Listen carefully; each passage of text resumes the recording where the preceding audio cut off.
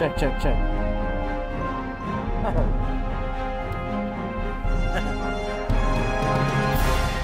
Woo, shit. What up, y'all? What up? It's the 5th of November. Remember, the 5th of November. Oh, shit. How y'all doing? Oh, my God. Everyone has anxiety from the election. So I thought I'd play the most anxiety-ridden intro. Lots of things lining up. The election. V for Vendetta. Anonymous. Y'all remember Anonymous? I was just doing this stream, but I had to replay it because we had some technical difficulties. But it seems like it's all working now. Yes, so this podcast, I've already done plenty Trump podcasts, but this one's not the same. This one's just kind of like looking at the election results as they happen. I have the little ticker right here playing for you guys to keep up in case you want to, so you don't have to turn away and watch the election live. I have it right here for you guys. So far, Trump's got a lead on the Senate, on the popular vote, on the Electoral College. So that's happening. And I'll just repeat myself over again. I said this earlier, but it was off stream. But basically, I'm a first-time voter. I've never voted in my life. I'm a U.S. citizen, and I could have. I just decided not to for a variety of reasons. Mostly because I was one of these, your vote doesn't count kind of people, which I still kind of am. But also, the way that I saw the Electoral College thing was unfair to me. So I didn't like that part of voting. There was also, playing into the red blood licking and Democrat and, the dichotomy, the duality of stuff. And, thinking that, and I'm sure you've heard people say both wings are part of the same bird and all this, right? So, the reason I voted this time is because for me, this election feels like it's part of something bigger. It's not so much one side versus the other. It's more like the deep state and the global cabal of elites versus the people, And I feel like it's a global phenomenon and it's happening everywhere. And there's some strange attempt to globalize every country.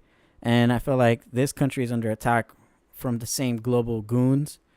So I want to go vote just in case, just in case it made a difference. But also because, shit, if I don't go vote, and I'm not registered to vote, they could just vote for me. There's a lot of videos that I have on here about people not registering to vote and someone just goes and votes for them. But luckily I checked my voter record and I haven't mysteriously voted for any Democrats in the past, so that's good. I'm not sure where my base of viewers lies as far as voting Trump versus Kamala or whatever. But for me, I put my vote in for Trump. Obviously, not because he's a Republican, but because I feel like he's a libertarian more than anything. And I don't want to see the global goons continue their war against nations, That being said, welcome to the podcast. I'm going to just go through a bunch of hyperlinks that I have saved on here to do with all kinds of stuff. Information about voting, local area, election type stuff, and then also Trump news and, conspiracies around election interference and stuff like this. So let's get right to some of these interesting videos. Let's see if we can find some interesting videos here in my long list. And I just kind of save these, as I go through the day so I can put together a podcast for you guys and then play it out for you guys. So let's start with this. A voting In Oakland is now closed because of a red flag warning that is in effect. The Joaquin Miller Center polling location, this is on Sanborn Drive, is shut down. If this is your polling place, you can go to the Montera Middle School on Ascot Drive to vote in person. If you want to just drop off your ballot, just go to the drop box on Woodminster Market. Amanda Harry spoke to some voters at this closed center who didn't realize they'd have to go elsewhere. Weather is not something that California voters usually have to think about, but this year it shut down the polling center in Joaquin Miller Park. It's closed. Oh. Suspicious. All day, people approached the entrance of Joaquin Miller Park, some with ballots in hand, ready to fulfill their civic duty, but were instead met with barricades and signs, letting them know not just the park was closed, but also the polling place. Mia Rahman says casting her vote at this location is a tradition. I was really confused. I remember coming here with my family growing up and always coming to this spot, and I was looking forward to doing that too. Center in Lake County and Los Gatos, but they have announced they'll wait to shut off the power, if needed, until after polls close. Despite the obstacle, everyone I spoke to decided to go elsewhere to cast their ballots. It's kind of suspicious, you know what I mean? Like, who lives in the Oakland Hills? If I had to guess, it'd be like, you know, Oakland residents who are maybe a slightly more conservative than those that live in the inner city in Oakland.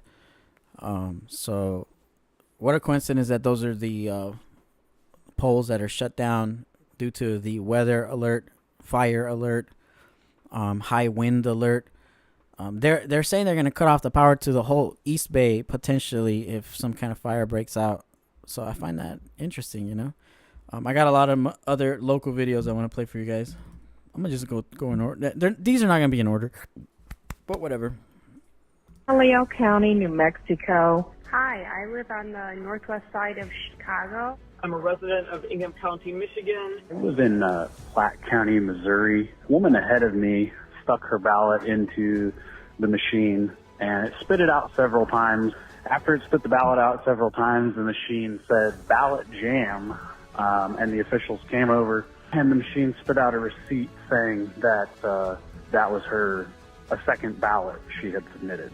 Just wanted to let you know that it seems like there's a lot of voting locations that only have one booth available. People are getting frustrated and basically walking out because they have to get to work. One example is Richfield, New Jersey. Another one is Hoboken, New Jersey. And I heard similar issues in Forest Hills, New York. Seems like this was planned. I've always been able to put my ballot through the reader. Does not have a working scanner today. I watched voter intimidation this morning at high school. I vote at Lake Town Township. And this is the Project Veritas hotline thing that they have set up. And I had a strange experience with voting. I had to vote 3 times. This morning they had hour and a half plus delay at 2 different polling locations close to my house because all of the ballots were delivered to the wrong address. Please, if you can, help us now. Yeah, interesting. You know, all the reports coming out. There's a lot of reports of strange election interference stuff. We'll go through it. This lady I found interesting. Do you have independent thinking skill, or you need to go to business school to study economics 101, who actually caused inflation? It's a federal government printing money. You are wealthy. You are worth $20 million to $30 million. How do you know about regular people suffering? I don't have money to run a TV ad, and you pretend you are poor, complain rent is so high. You couldn't save that apartment for other people to rent in Nashua. Just go back to your $2 million home in Portsmouth. Please don't say that, because you do not understand regular people's concern. People cry in my arms on District 2. Your husband, Jake Sullivan, National Security Advisor, is causing world on fire because he's incompetent. He should get fired. Do you want somebody who will put our citizen interest first? Or you want somebody who was born with silver spoon, had no idea how the regular people economically and mentally struggling with daily life? You're part of a Biden administration. That's pretty funny because that lady is a Chinese immigrant who escaped the Chinese Communist Party and then came to America as running for some type of office. And it's funny that she's even allowed, but also it's even funnier that that's what's on TV right now, you know. And she is coming from an experience where she's saying basically like, yo, I know what communism looks like, you know, and you guys are trying to do the same thing, but you're not the ones that are going to go through it because y'all are sitting in your $20 million penthouses, not just chilling. So I thought that was funny. Oh, this video is hilarious. Look at this. Kamala on a phone call. How you doing? Have you voted already? You did? Thank you.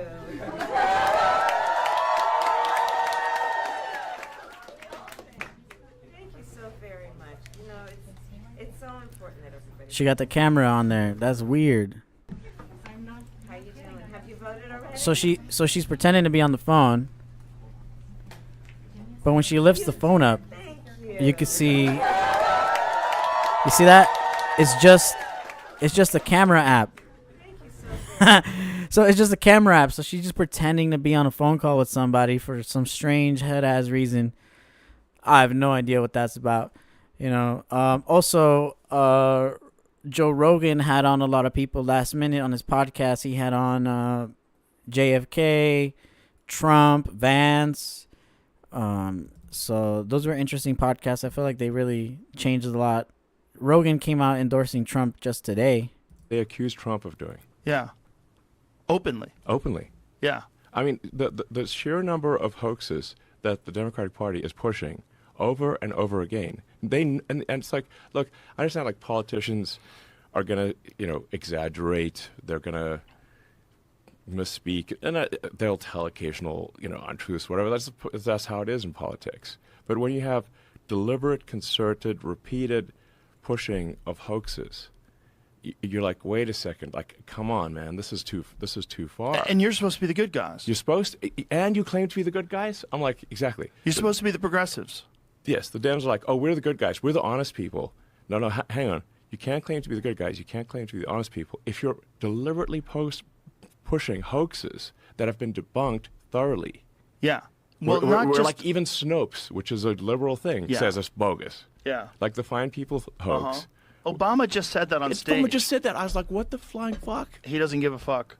They're just That's a flat out goddamn fucking lie. Flat out lie. Flat out fucking lie. How about the other one where Kamala's campaign used what Trump was saying about protecting women and from illegal immigrants? Thank you. You remember that? What he was saying is, if the women like it or not, I'm going to do it. Yeah. When he was saying that, they were trying to say that he was taking away women's right to choose whether women like it or not. Like, that's not what he was saying. Absolutely. He was literally talking about protecting them from dangerous people that are sneaking in through the border. Yes, exactly. They'll take like not even a full sentence, like a half a sentence from Trump, and then they'll push it on every ad, every speaking event, every and it gets media. repeated on the news. Yes. This is what's crazy. They'll talk about it on these news shows, news shows.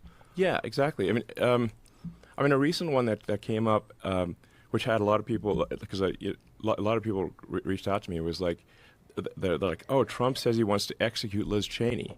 I'm like, that is utter bullshit. It's not what he said at all. It's not what he said at all. All he said was like, what he's saying is that, look, if Liz Cheney actually had to fight at the front lines, should think twice about going to war. Exactly. Like it's easy to go to war. It's easy to be a warmonger if you don't have to, risk dying at the front lines. Like basically it's fucked up. And that's something that hippies from the 70s and the 60s would say is that the people who warmonger do it because they're not the ones going to war. They wouldn't send their children off to war. So it's weird they would take Trump out of context on that quote. People are having like fancy dinners in Washington, D.C. While people are being slaughtered in trenches. It's like you're not feeling the pain. Exactly. You're not taking the risk. It's someone else dying. Exactly. That's cruel and lacking in empathy. And all Trump was saying was that it's like Liz Cheney would be much less of a warmonger, because she's a huge warmonger, just like her dad, if she actually had to go to the front lines and fight herself. Yeah, interesting point. You can watch the entire pod. I think it's probably a good idea to watch the whole thing. I'm just playing clips of stuff here so you guys can get the cream of the crop. Let's watch some conspiracies. Most of this stuff's on Twitter. I got most of these links are from Twitter because it's just where this shit's at. An actual cyber attack exercise on a massive scale on election day? I'm not kidding. This is a real thing. I'm going to turn my camera around and I'm going to show you the website. It is the Homeland Security Critical Infrastructure website.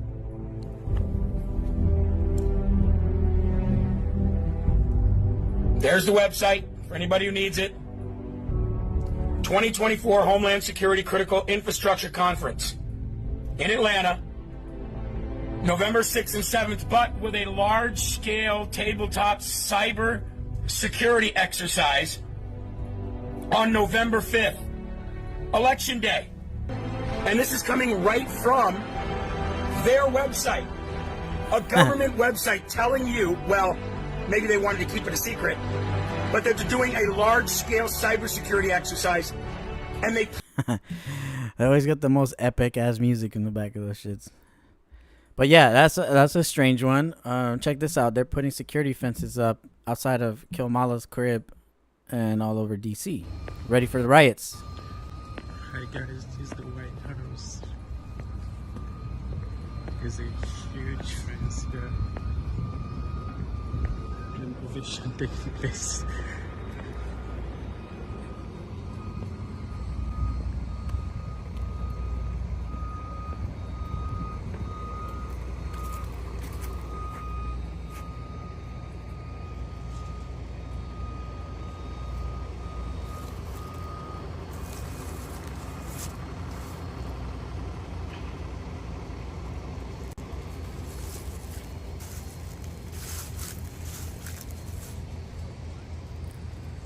Yeah, those are the same fences we saw during the January 6th thing and during the 2020 BLM stuff. Same stuff.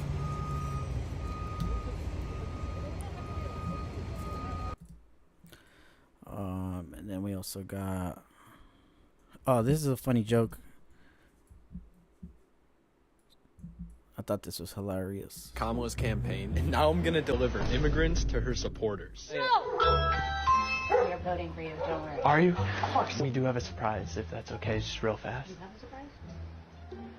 We're looking for a place for them to stay. They just came across. They'll sleep on floors. I mean, they're not picky, you know. We have like a 2-year-old, so... Hector's good with kids. Sorry, we just can't. Could they just like sleep on your lawn? They need a place to stay. They just came across. My teenagers live with me. Oh, that's fine. Hector, he was dating a teenager like a little bit ago, so...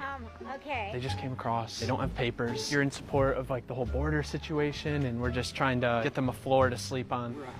Do you guys want COVID? They said they could survive it.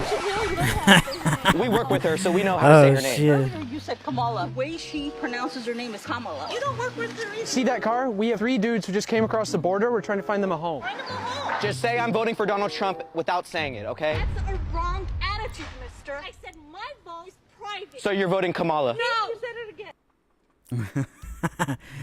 I dressed up like I work for... The trolls are coming out strong right now, you know. It's just too funny. Like, everyone's kind of done with all this, like, other stuff, you know. Like, no one's trying to have any of it any longer. So people are just kind of done with all of it.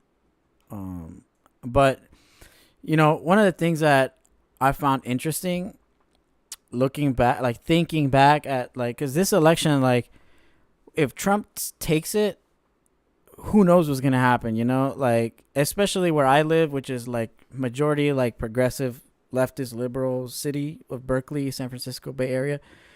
The riots that might go up on here are going to be buck wild, because during the 2016 election when Trump won, man, they went up in arms right here. They burned down all of Oakland. They were hitting people. So I have some of those videos to show you guys here, so that we can understand, like, what the Party of Joy and Peace is potentially willing to do if they lose this election. So that to me, that's really interesting. At the same time, though, it's possible that there's just not enough energy for people to do all that. You know, people are really worn out. This has been a really long year. A gang of stuff has been going down, so who knows? People maybe are just worn out. Maybe there's not enough of them out here ready to do that type of destruction. But I'm going to play some of these clips of what people are doing here in Oakland to prepare. Security is high in D.C. And tonight, the Bay Area is also taking precautions ahead of the election. A number of buildings in Oakland have boarded up. Even the police department has closed a few streets. All of this likely a precaution to protests that we could see come Election Day. ABC 7 News reporter J.R. Stone was in Oakland tonight looking at the safety precautions for before and after the votes are counted. Boarded up windows in downtown Oakland on the eve of Election Day as building owners prepare for possible protests. While large-scale protests weren't seen here in the town in 2020 after Donald Trump lost, they were seen in Oakland in the days after Trump won in 2016. This is what it looked like. Video shows some of the garbage cans that were set on fire back then. Former ABC 7 News reporter Amy Hollyfield described the scene after one of the first of several 2016 Oakland protests. Look at this damaged window, just an example, just one of several businesses that suffered damage like this. The FBI has been active across the country, closely watching all threats as we go into Election Day.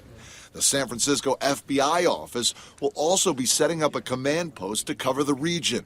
We bring in our partners so that we can address information, intelligence, and threats that come in, and we can disseminate that information to the key partners, which is state and local officials around the United States. The Oakland Police Department, whose main building, as of late Monday night, was surrounded by barricades, said in a statement, "We are providing extra staffing to facilitate people's rights to peaceful gatherings and to address any crime-related incidents." At least 245 National Guard personnel across 18 states and Washington, D.C. have been activated or are on standby. Those include Washington, Oregon, and Nevada, but not California. A massive fence surrounds this downtown Oakland building. Those inside tell me it was put up around lunchtime Monday. One employee told us her coworkers have concerns about going to work in Oakland on Tuesday. All of this, though, just precautions based on what played out in past years. J.R. Stone, ABC 7 News. So there you go. That's what people are getting ready for, because, you know, they remember what went down here not that long ago from the Party of Joy and Peace. You know, they remember. So let's look at some of that stuff that happened. Actually, D.C. is doing the same thing. Let's see. D.C.'s got fencing. We are just a few hours away from the polls opening up across our area for Election Day. So let's get you ready for the day ahead with coverage from the team that you have come to trust. Matt Gregory is here with what to watch in some key local races that could have a national impact. Yeah, now Rafael Sanchez-Cruz has new reporting on the security measures now in place in parts of D.C. And Rafa, let's start with you. What are you seeing? Yeah, that's right, Lorenzo. Tonight, road closures and parking restrictions are in full force around Howard University. We've already seen some cars being towed. Now, D.C. officials tell us tonight that if you live, work, or commute through this area, you're going to see some delays tomorrow. Now, this massive security perimeter that's been established around Howard University is just one of several safety precautions that are going to be up and running throughout the district up until tomorrow night, at least. Tonight, concrete barricades are being added to the fencing that's gone up around the vice president's official residence at the Naval Observatory.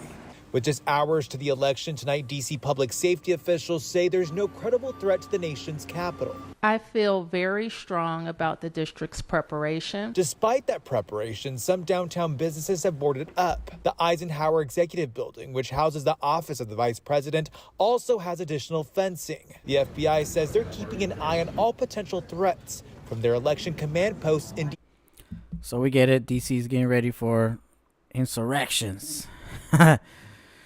But also interesting, weather anomalies. Let's check out a few more of those.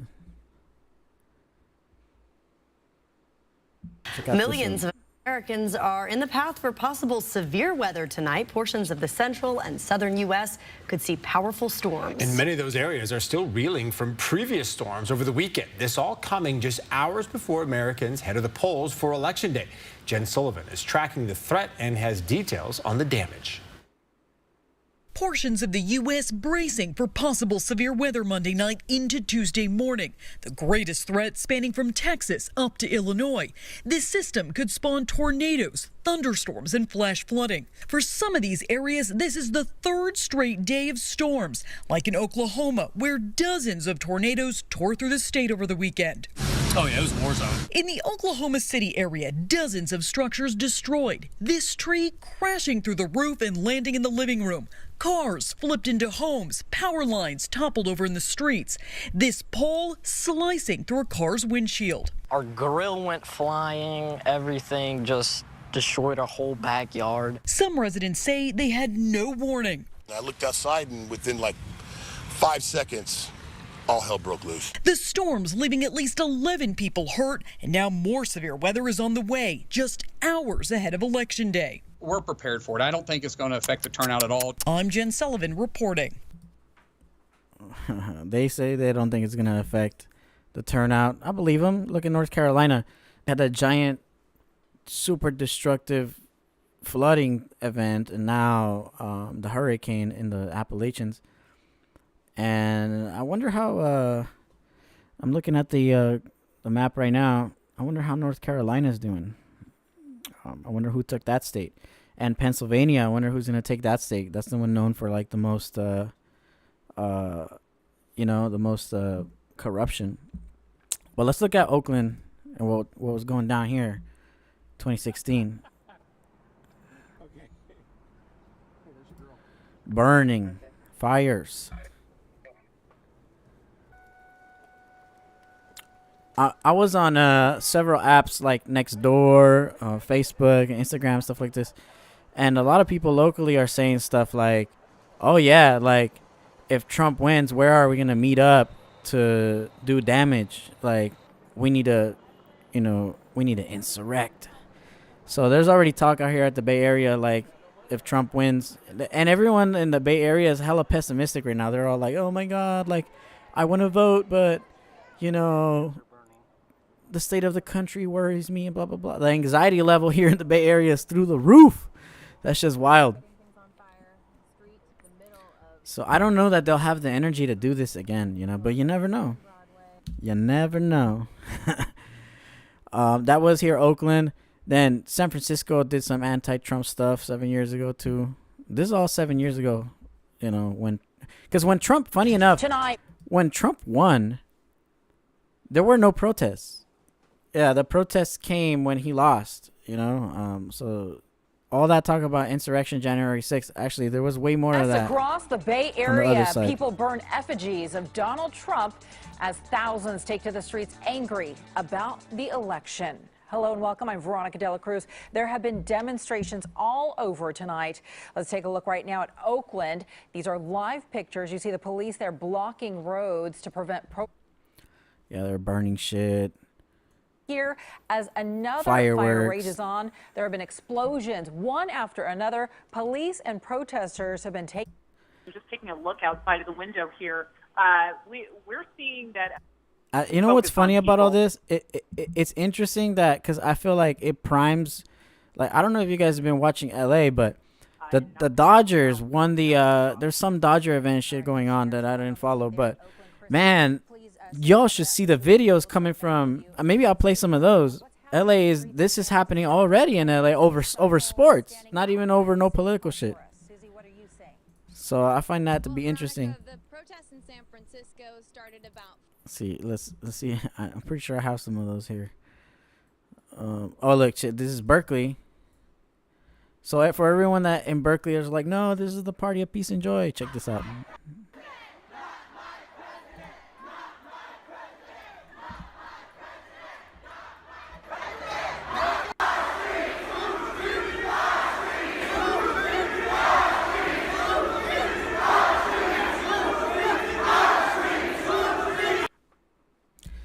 I wonder if that's what it's going to look like.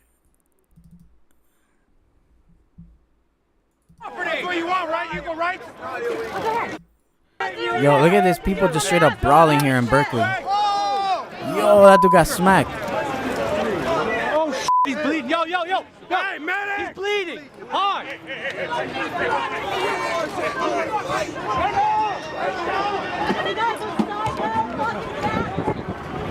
getting it back.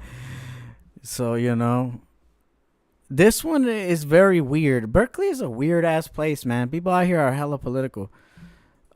There's been a few. I'm gonna do another podcast on just Berkeley later on in the week about other things. But check this one's interesting.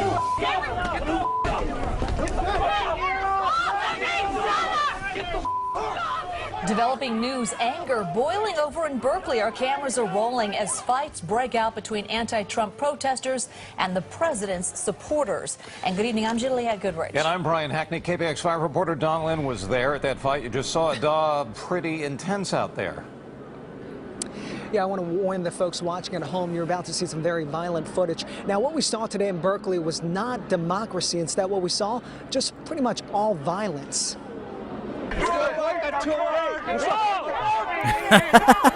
It was a free-for-all. Trump supporters and anti-Trump protesters going at it. Sometimes it was one-on-one. Other times, large groups of people punching, kicking, and hitting each other with sticks.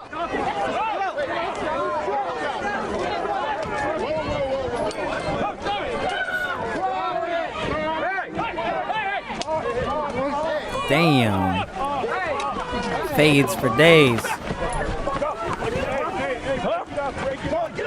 Bloody noses and faces. Oh, he just fished, yeah. Are you okay? Yeah, I'm fine.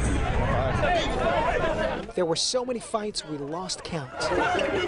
Police officers stood by and watched as fight after fight after fight broke out between both sides. I feel like they should have probably done something a bit sooner. There's already been like 3 or 4 fights. Several people have been pepper sprayed. Some instigators used pepper spray. It's so funny to watch these people who act hella peaceful. This is how you know the passive aggressiveness in the Bay Area is like through the roof, because these people snapped in 2016, I just hope it doesn't happen again. Trump slams Berkeley after violent. Trump went after Berkeleyans.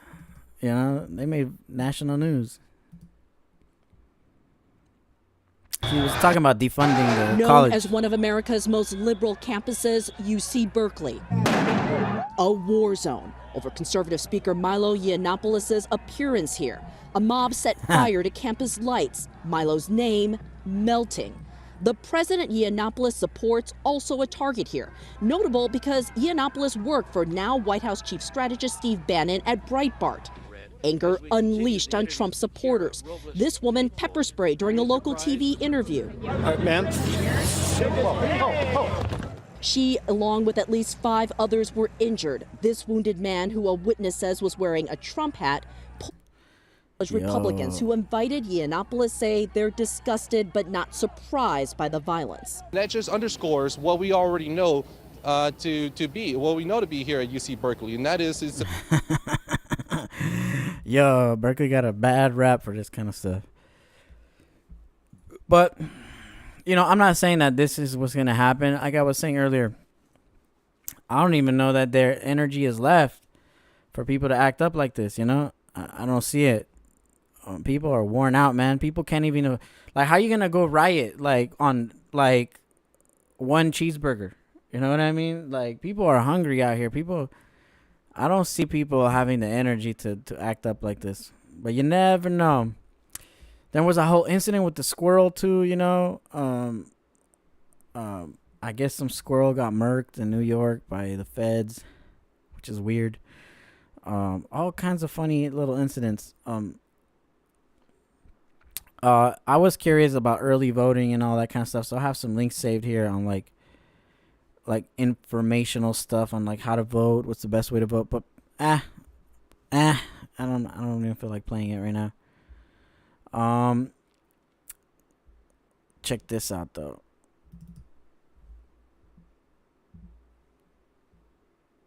This is a funny troll. Oh, that's one thing about the right wing. They're funny. Objected to these fraudulent mailers. When this 50-year-old Shrewsbury woman put up a Harris wall sign in front of her home, she just wanted to show her support.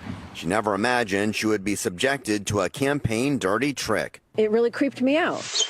She was dismayed when the mail arrived this week and she received this postcard. It purports to be from the Harris campaign, thanking her for putting up a sign and alerting her a family from Nicaragua would be moving into her home. That's when I realized it was an obvious attempt to try to either scare me or rage bait me and make me upset. It's absolutely a scare tactic. Suffolk. I put a lawn sign in my... It's a troll. It's a pretty funny troll, if you ask me. There's tons of these videos. Agenda, and what about it is most scary, most concerning to you? He says that he's going to take anybody who disagrees with him and put them in jail, and from there he's going to deport them out of the United States altogether. And I think he wants to basically turn this into a white Christian nation, which it is not. He hates everyone. He hates his followers, and he will totally try to destroy all life on earth before he dies. That's who the Trump is. Do you think that the rhetoric of him being a Nazi or a fascist might encourage other people who are going to try and take him out, violently? I mean, I don't know if that's the leap I would make. I think it is a totally reasonable assumption. I mean, Elon Musk is wearing a Make America Great hat in the Nazi font. That was definitely the vibe there. It was frightening and disgusting. He is. He's a damn Nazi. He's a fascist. Of course he is. Yes, I think he's a full fascist authoritarian. What I will say to you is if he wins in November, it is going to be the birth of the American Nazi Party with him as the top of it. What do you think America looks like if Trump wins? I mean, we've been hearing that he's a fascist or that he's a Nazi. Do you agree with those characterizations of him? Yeah. He's the most repulsive person in public life. He's a floating island of trash, him and his supporters. If you can't tell Trump is the most blatantly obvious criminal of all time, oh, you. You committed treason, and we hate your ever guts. You have a binary choice. You can either vote for a good qualified politician, or you can vote for the Donald Trump, who is a big red pimple on the act of the American body politic. I hope he goes to prison. I think he should go to prison. The guy's a criminal. He's so corrupt. And we definitely need to not have Trump be around anymore. We have to come out and stop them. They don't get to be the Nazis on our street. They don't get to turn our police into, their Gestapo. F them. If they want to bring on the violence, America will kick their ass. Well, thank you very much. Any last message you want to leave the audience with? Yeah, love wins in the end. Love wins in the end, but then he's like inciting violence. I love it. Oh my God. Let's watch this spook video here. Let's see. Undecided voters need to see this. Interview with a CIA agent in Afghanistan exposes Kamala Harris admin for sending $40 million plus cash every week. He explains exactly how they get it.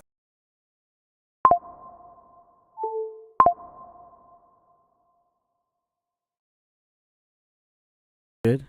Haha. Mic dropped. Here, let's watch this though. The simplest way I could say it right here, right now, American taxpayer, your tax dollars are funding the Taliban right now. And this has been going on since September 2021. On a weekly basis, the United States, the current administration, Mr. Joe Biden, has been sending $40 million, not from his own checking account. It's the U.S. payers, Americans' tax dollars. He's sending them $40 million cash every week that ends up in Afghanistan. And it's a very complex system. The money goes to the Afghanistan International Bank that lacks any authority to convert this dollar to Afghani, to auction it, right? And so this money, AIB gives it to the Taliban-controlled Central Bank of Afghanistan. When I say Central Bank, think Federal Reserves. So the money goes there. Now, who is in charge of Afghanistan's Central Bank right now? Nur Ahmad Agha, sanctioned terrorist, sanctioned by the United States for financing IED attacks against our soldiers that killed American soldiers. He runs the central bank. He gets $40 million every week. Now, once the money reaches the central bank, they hold what is called a bidding and auctioning session, where they invite individuals that are involved with the Hawala system, licensed money dealers. They invite them, and they're bidding. Everyone bids on who wants to buy this dollar, and for Interesting. So some the insight. simplest way I could say it. Some insight into the 40 million that happens to pop up over there every week.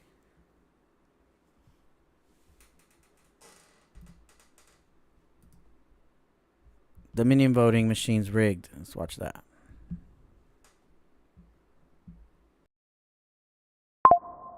They get certified and the cheat occurs. But one of them is they, right before the election, they have some glitch appear and they say, oh, we need to download a patch on an emergency basis. And then what the patch does is it opens up a hole in the back of the system from which they log on from their Serbian office. They don't really admit this. They didn't even admit they had a Serbian office. But the truth is Dominion, which is supposed to be a U.S. company, the U.S. company is just a front. The real center of gravity of Dominion is Serbia. And they've got a technical office there. And when it was discovered, they said, well, it kind of does just R&D. No, it's the center of gravity. And they log on to the back of our machines from Serbia, and they manipulate election results. And I have this dead to rights. We have this dead to rights. What gets even funnier is they're doing this on Huawei machines. Our elections are effectively being run on Huawei machines, which are Chinese servers. And the truth is, behind Serbia is China. So China, there's a military institute in China, which is coming in through Serbia.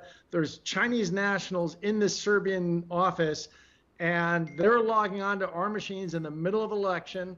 I can even tell you how they do it. There's such a thing in computers, been around in the public for about 20 years, called virtual machines.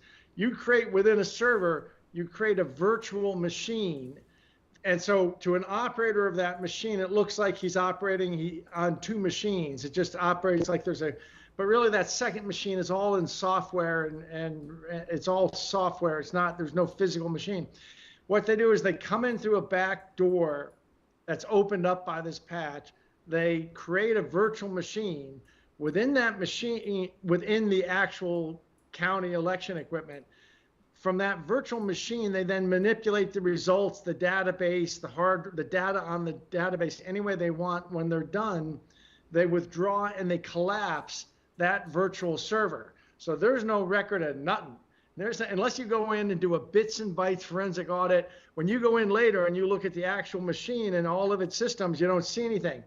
It's only if you do forensic, you discover that somewhere in the middle of it all, they created a virtual machine inside, did all the manipulation through that. That's actually done from Serbia, and behind Serbia, in Serbia, there are Chinese nationals doing it. Behind them, there's people in China, and they did announce recently that they were gonna have to send a patch in because the Dominion voting machines weren't functioning.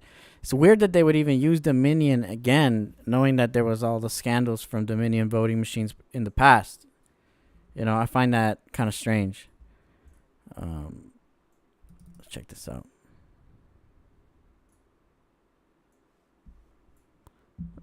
Biden eating babies.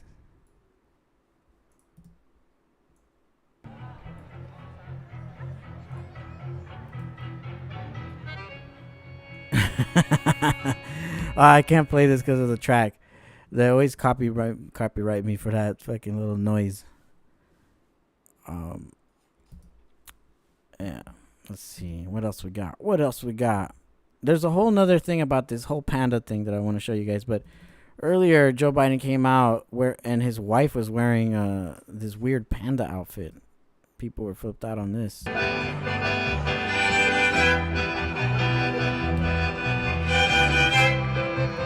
And if you don't know what that outfit is, there's a whole conspiracy. I got a whole note about just the panda conspiracy relating to some of the weird activities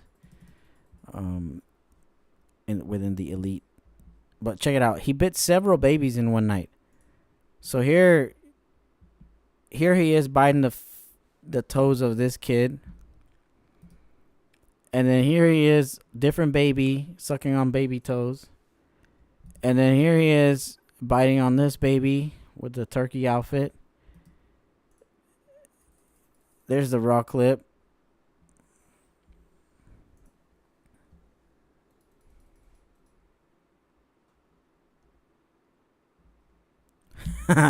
Would you let Joe Biden suck on your baby's toes? It's a valid question. I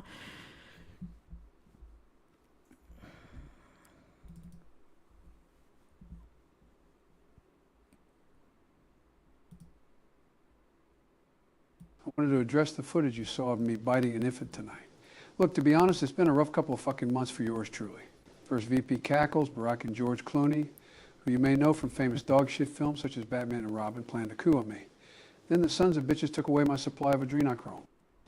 So tonight, in a moment of weakness, I decided to cut out the middleman and go right to the source. What can I say except have you ever tried baby? Absolutely delicious. Yeah, I bit some thighs and suckled some toes, big deal. What are they going to do, 25th Amendment me? I fucking dare you. Anyways, vote for Cackles. Or write in D's nuts for all I care. I don't give a rat's ass anymore. Dank Brandon out. My fellow Americans and delicious babies. Yeah, people have been saying that Joe Biden has been walking around sabotaging the Harris campaign out of anger that they forced him to drop out the race because he didn't want to. Kind of makes sense. I mean, he been saying some wild ass stuff recently. I probably have some of those clips here as well. We'll just go through them.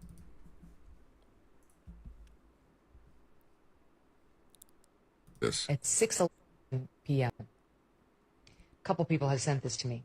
6:11 p.m. You read Ephesians 6:11 in the Bible.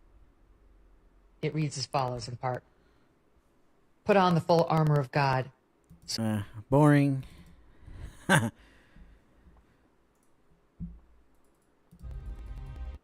We weren't always like this. Oh, this is good. We had a beautiful life. The best parties. The most beautiful friends. This is a campaign ad, by the way. We thought it was just another election.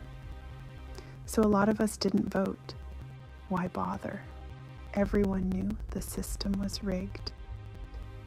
Many of us even voted for them. I know it sounds crazy now, but we didn't like Democrats back then. We were angry about the vaccine mandates and how they handled the war in Gaza and the way they wanted to censor free speech on the internet. They want unquestioned obedience. So what did we end up doing?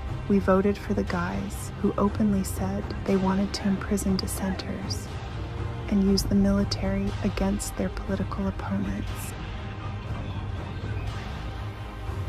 So yeah, we were wrong on that. Big time. When Trump got sick and died, Vance was 39 years old when he became president. 30 years later, he's still president today. And with the Supreme Court on his side, they gave him dictatorial powers. They took away women's reproductive rights, outlawed contraception, and removed the minimum wage. Then we had repression of dissent, AI surveillance of everything we did or said on a level we couldn't imagine. The government under Vance, Peter Thiel, and Elon Musk set up concentration camps for illegal immigrants, then legal immigrants, then even homeless people. They finally admitted climate change was real, but it was too late. Florida sank into the Gulf and the West burned, and cities across the country became uninsurable, then uninhabitable. Musk and Thiel poured all of our resources into artificial intelligence so they and their friends could become immortal. I don't know what happened to them, but I know what happened to us.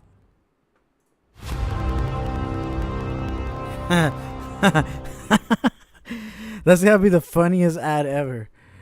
Oh my god. And look, check this out.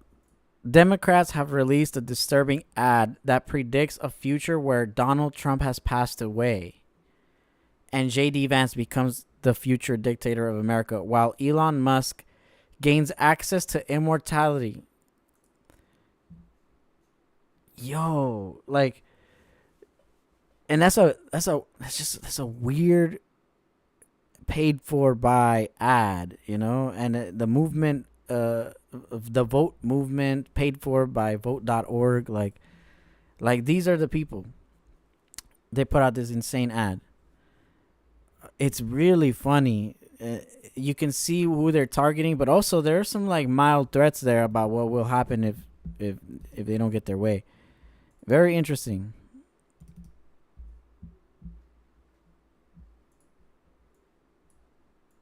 Everybody stay calm. What's the procedure, everyone? What's the procedure? Stay calm! Wait. Everybody calm down!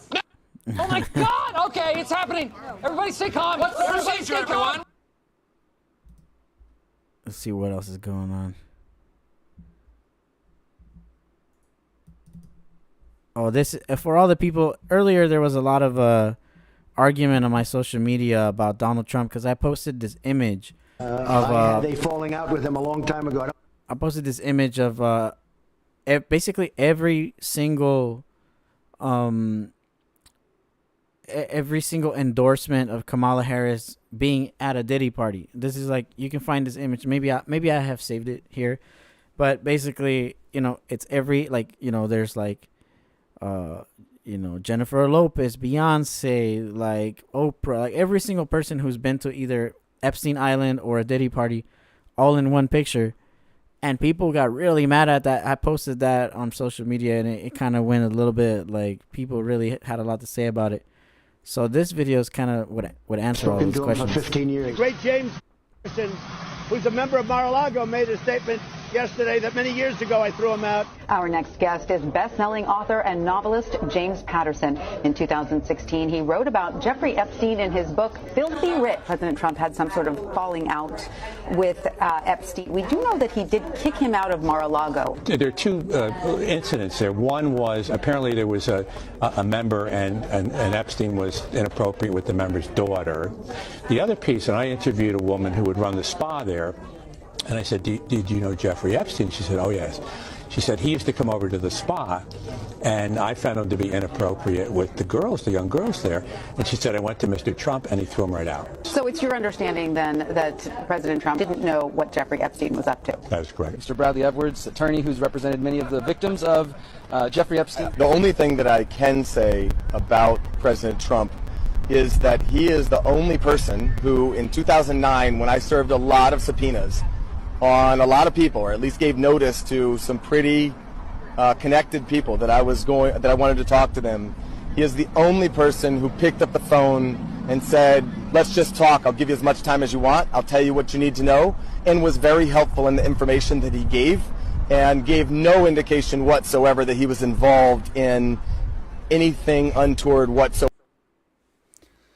So yeah, that's it's important for people to watch, because when I posted that, people went, oh, but Trump and Diddy are friends, and Trump and Epstein are friends, and therefore, you know, what does it matter if everyone in that picture is an evil goon?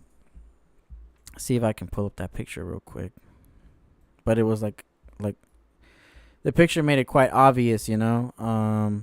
Or maybe I'll just go to my Instagram real quick and show you guys the image I'm talking about. But it's basically, you know, every endorsement on the left on Kamala's campaign.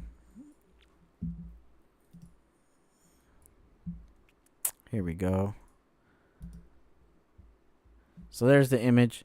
So you can see it's Diddy, Ellen DeGeneres, Taylor Swift, Cardi B, LeBron James, Martha Stewart, Oprah, you know, Madonna, Jay-Z, Beyonce, basically every single person who's come out to support, you know, to endorse Kamala is on this damn image. So that's so you can see the comments on this are going a little out there. People are not happy.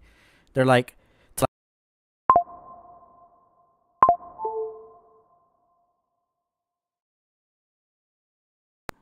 mic went down a little bit. Some kind of glitch is happening on my machine. But yes, some of these comments read, type in Diddy Trump, famous people in pictures with other famous people. Shocking, right? Posts like this is why I quit Facebook. Trump and Diddy were close. And also, Trump spoke highly of him. Grab him by the you-know-what is all you need to know. Blah, blah, blah. So people like to still argue on social media. It's great. I like to troll people on here all the time. So that, I feel like that video is a perfect answer to that. But let's move on. We got... Where were we?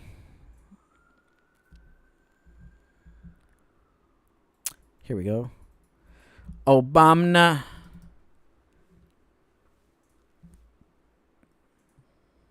Off of dissing Dick Cheney. And now Eminem is advocating to get Dick Cheney back in office and his daughter. So it's insane, actually. So one of my favorite. So it's funny you brought this up. So Barack Obama, he was going off of "Lose Yourself." That's the set that I did at the Iowa State Fair last year. But actually, one of my favorite Eminem songs is "Without Me," and he literally addresses in that song Ms. Cheney. He said, "Ms. Cheney, I know you got a job already, but your husband's heart problem's complicating." And then he goes on and said the same song. I'm not kidding. It's the same song. The FCC won't let me be me. They won't let me go on MTV. So that's the Eminem who was anti-censorship, against three-letter administrative state agencies in the bureaucracy, against Dick Cheney and Ms. Cheney, as he called it out, for going into wars. And yet here he is now endorsing the candidate who, as the Cheneys have joined, the pro-censorship party, the pro-bureaucracy party that wants the FCC to go around censoring people. Like it's just a change of such remarkable order that you'd say it's maybe the same flesh, as in the same biological human being, but it's a hollowed out husk of what's left inside. I think my question for him is, will the real Slim Shady please stand up, right? That's really what's left. And the guy standing up there might be called Marshall Mathers, but it isn't really the Eminem that we knew from when you and I were growing up, who was the guy who wanted to stick it to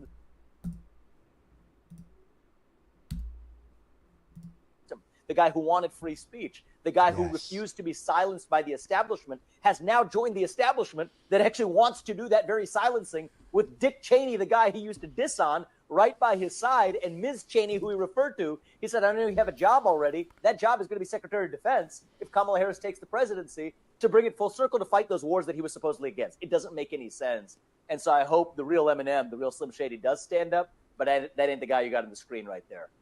Vivek, you're cooking, man. Roasted. He got him for that one. But yeah, that's, again, it goes back to this Hollywood stuff of everyone coming out and supporting them.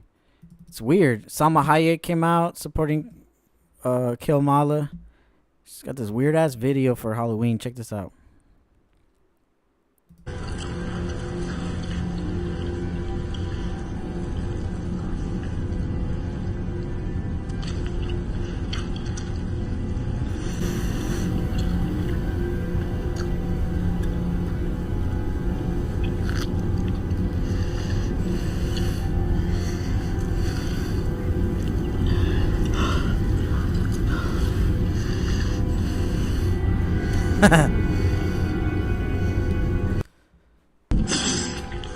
Foreshadowing.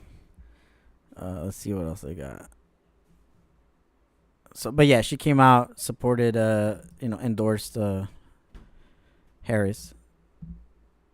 On the Great Reset. Well, almost everyone. There's one guy who's got the power to do something to stop it, and you know exactly where I'm going. And they made a mistake. They tried to get Trump on their side, so they invited Donald Trump to Davos, I think a couple of times. But in January, when Donald Trump, I think, really began to see the beast that he was up against, he went to Davos, to the World Economic Forum, and he stuck a mega finger in their eye. We're committed to conserving the majesty of God's creation and the natural beauty of our world. But to embrace the possibilities of tomorrow, we must reject the perennial prophets of doom and their predictions of the apocalypse.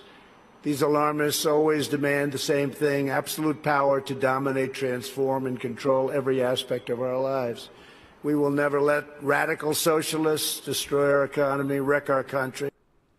2 days after Donald Trump gave that speech, the 89-year-old leftist weirdo billionaire George Soros made an emergency intervention where, at Davos, once again, warning that the U.S. 2020 election will determine the, quote, fate of the whole world. Now, in the context of Davos, take a look at this one more time. This is a month after Donald Trump addressed Davos and stuck the MAGA finger in their face. Here's what Francis, the Vatican, and Jeffrey Sachs had to say in response. And it is a dangerous country right now.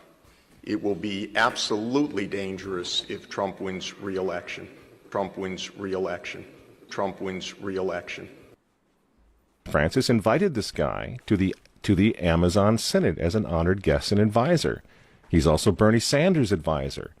What's he doing in the Vatican? Why is this guy who's a promoter for socialist, out and out socialist, Bernie Sanders, what's he doing advising the Pope? Why does he have entree to the Vatican, friends? Sachs supports abortion and contraception, but that's not a problem for the Vatican. For the Vatican, for Pope Francis, and for his friends at the UN, Donald Trump is the problem, obviously, friends.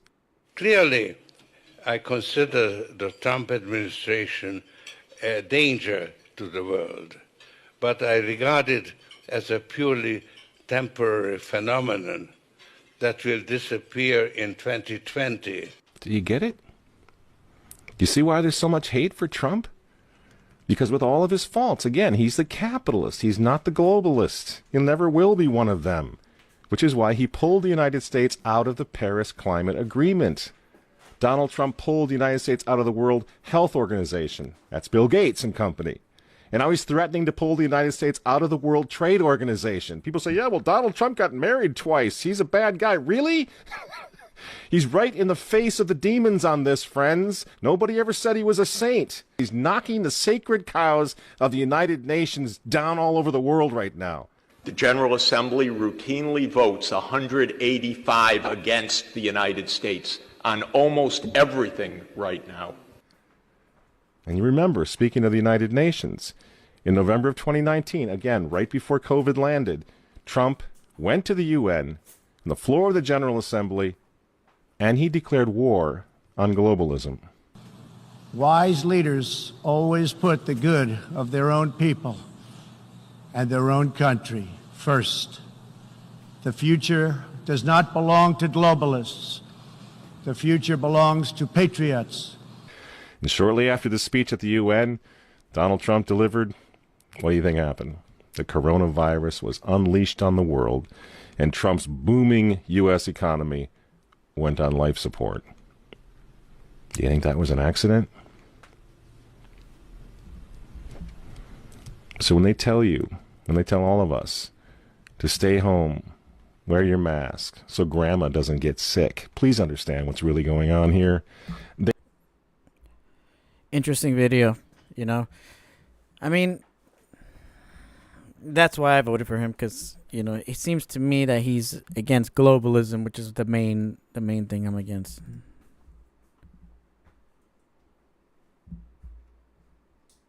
Everybody stay. You guys are here to stay. I recommend staying. I agree. I have too. I've been here since 7 o'clock. Ooh, juice. 6:30. 6:30. Not about me, though. Salute. I just want you to be able to vote. And I know there's other options than standing here today, but I want you to be able to do this today. The other gentleman. Back tomorrow, or you can vote. Everybody stay. You guys are here to stay. I recommend staying. I agree. I have too. I've been here since 7. Turning off the lights at the voter polls. What else? Who's this lady?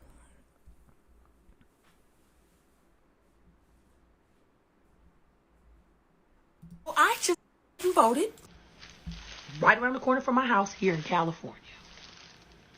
And I pull up, I take my little hat off, but I don't take my garbage bag off. Now, I'm going to tell y'all something.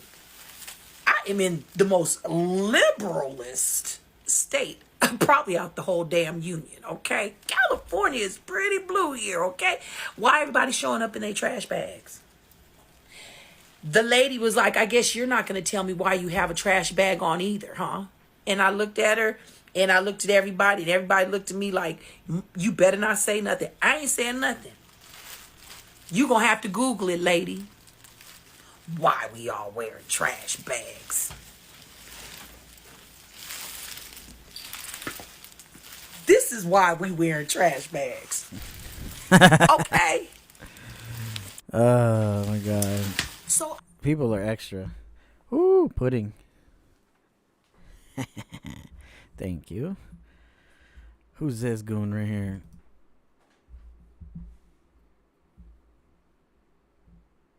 Kamala rally here in Tampa. Live in Tampa. We're doing nothing. We're doing nothing. We're both Tampa voters, Tampa taxpayers. We got invited, and we walked inside. We weren't harming anyone. But as soon as we walked inside, and the staffers, we have invites and everything. As soon as we walked inside, staffers like swarm us, right? Start harassing us, and then call the cops on us. We were doing nothing. This is your party of free speech. This is your party of freedom and liberty and diversity. This is your part of a party of open-mindedness. Yeah, got it. By the way, sucks to be them because the room is not even close to half filled for Hillary Clinton here, official Kamala event. There was a graveyard in there, and so they needed the bodies. Actually, they should have been smart and just let us be, because they needed the actual bodies, but they couldn't tolerate our presence. You want to know what real fascism is? You want to know what actual true Boring. Let's see. What else? Machines glitching. Thank you. I think it's because I voted for Trump. It doesn't work. I see what happened, but yeah, you have to first tell them you want them off the mail ballot. But we can, yeah.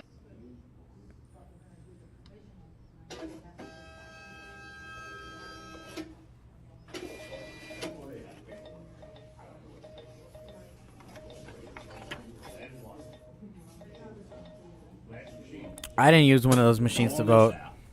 Right. I turned in a paper ballot with a signature. And taking your ballot, sir. Okay.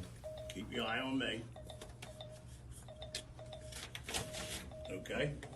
Right. Now it's going where? Now it's going in here. That's the deposit box for my ballot. So it's not electronically totaled? Not that I know of, but I'm a late. How do I know it's being counted Well, let's get in this that box? right. It's in here. Right. With everybody else that voted in this machine. This is return. This is locked. And this is sealed. But did it read it? Yes, there's print, as long as it was a print on that card and not blank, and everything you picked is on that card, whoever you picked. It will be read. Okay.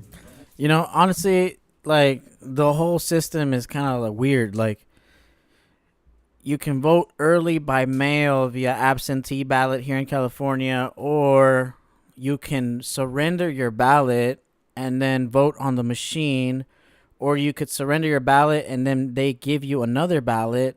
But then what do they do with all the surrendered ballots? You know, so there's a lot of questions on a lot of stuff when it comes to voting. I was trying to figure out what's the more, less likely scenario where there would be some type of glitch and stuff. So I just went with turning in my mail-in ballot so that ballot isn't used for anything else, but turning it in person to the actual, to the actual voting poll place one day early.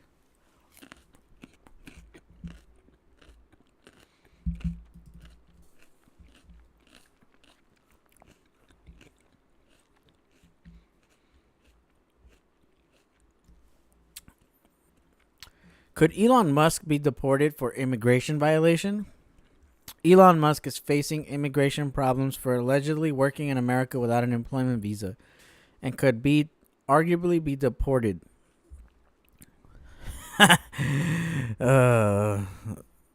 This is funny ass.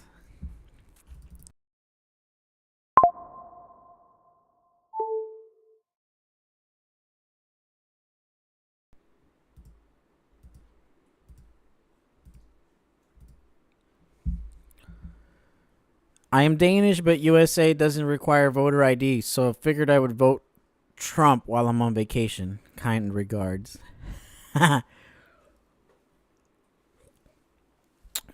Pretty funny. Funny jokes.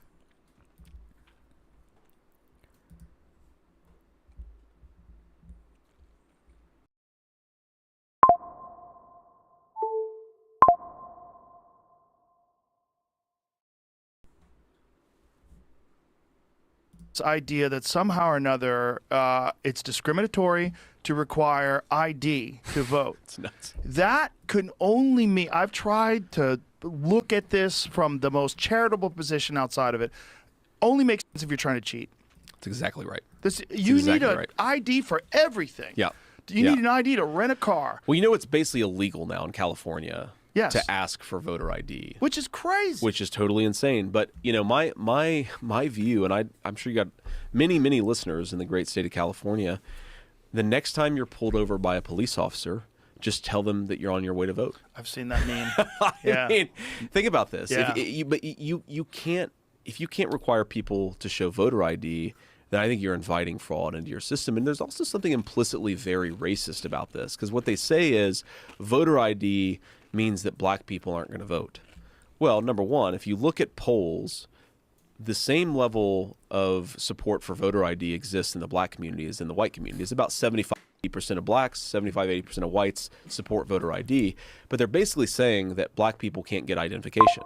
When they say that voter ID is racist, they're implicitly saying black people can't get identification. I think that's an actual racist concept. I actually assume that my fellow or that black citizens are my fellow Americans, and they can do the same thing that every other citizen can do, which is get identification. Yeah, it's fundamentally just gaslighting. That's right. That's all it is. It's just you're trying hard to make your point because you want people to be able to vote that maybe shouldn't be voting.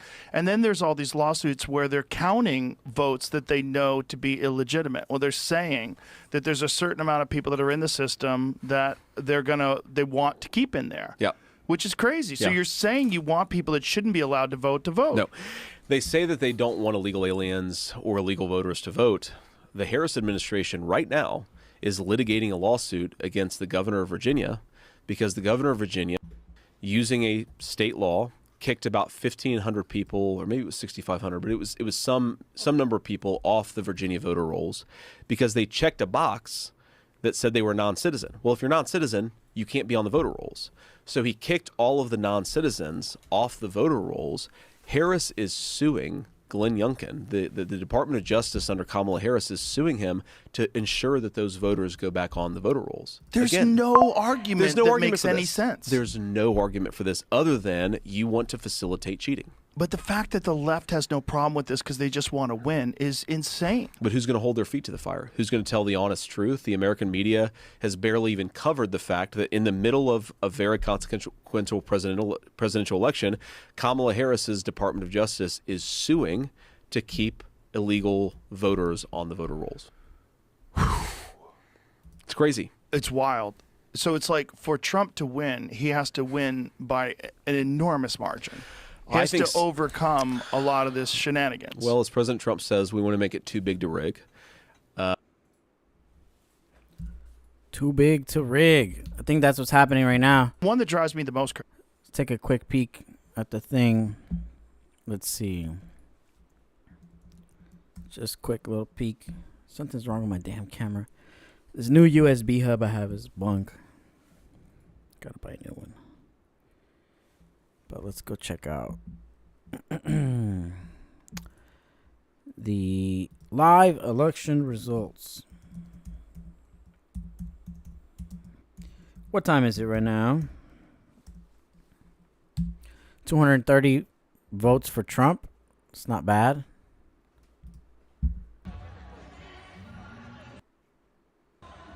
Yeah, 230 for Trump.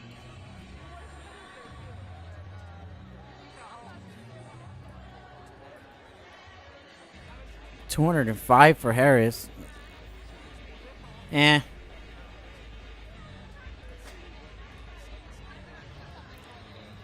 It's whatever. All right, let's see what else.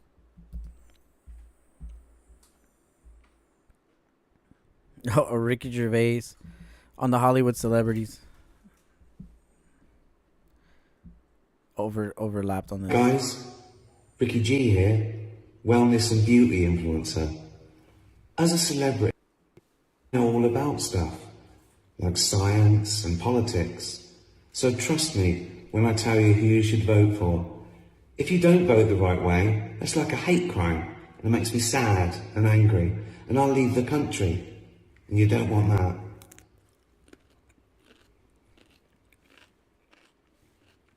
Hi guys, Ricky G here, wellness.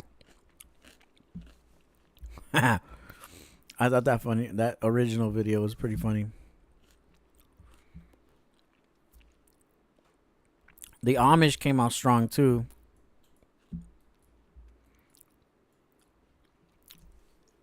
And they've never voted. First time voters. Amish for Trump. They're making headlines everywhere.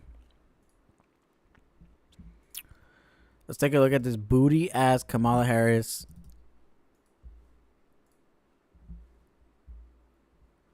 Little rally.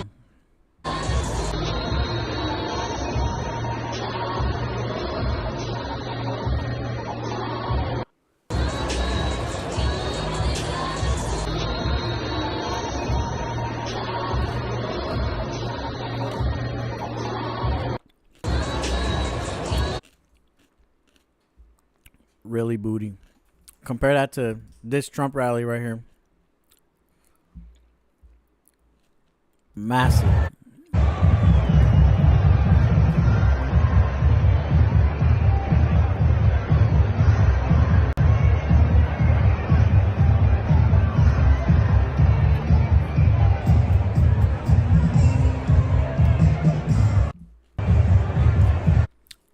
Very cool.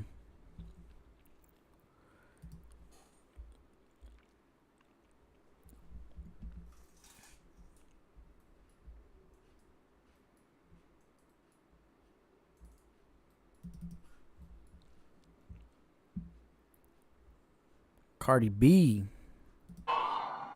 When her teleprompter went down. 1 second, guys. 1 second.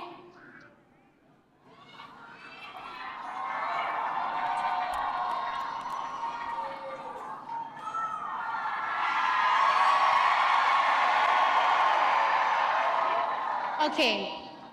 So I don't take lightly the call. Sorry, guys. I'm a little nervous. Guys.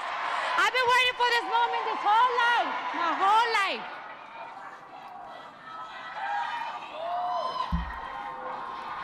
I need patience over here. Patience, where are you, girl? I need patience over here. Yo, this is hella cringe. What the hell? Yo, she can't do nothing without that teleprompter. How you guys doing tonight? How you guys doing tonight? Are we ready to make history? Are we ready to make history? Are we ready to change these 4 years? No. Are we ready to change the next 8 years? Because we're going to make sure we have Kamala Harris in office for 8 years. Thank you. Wow.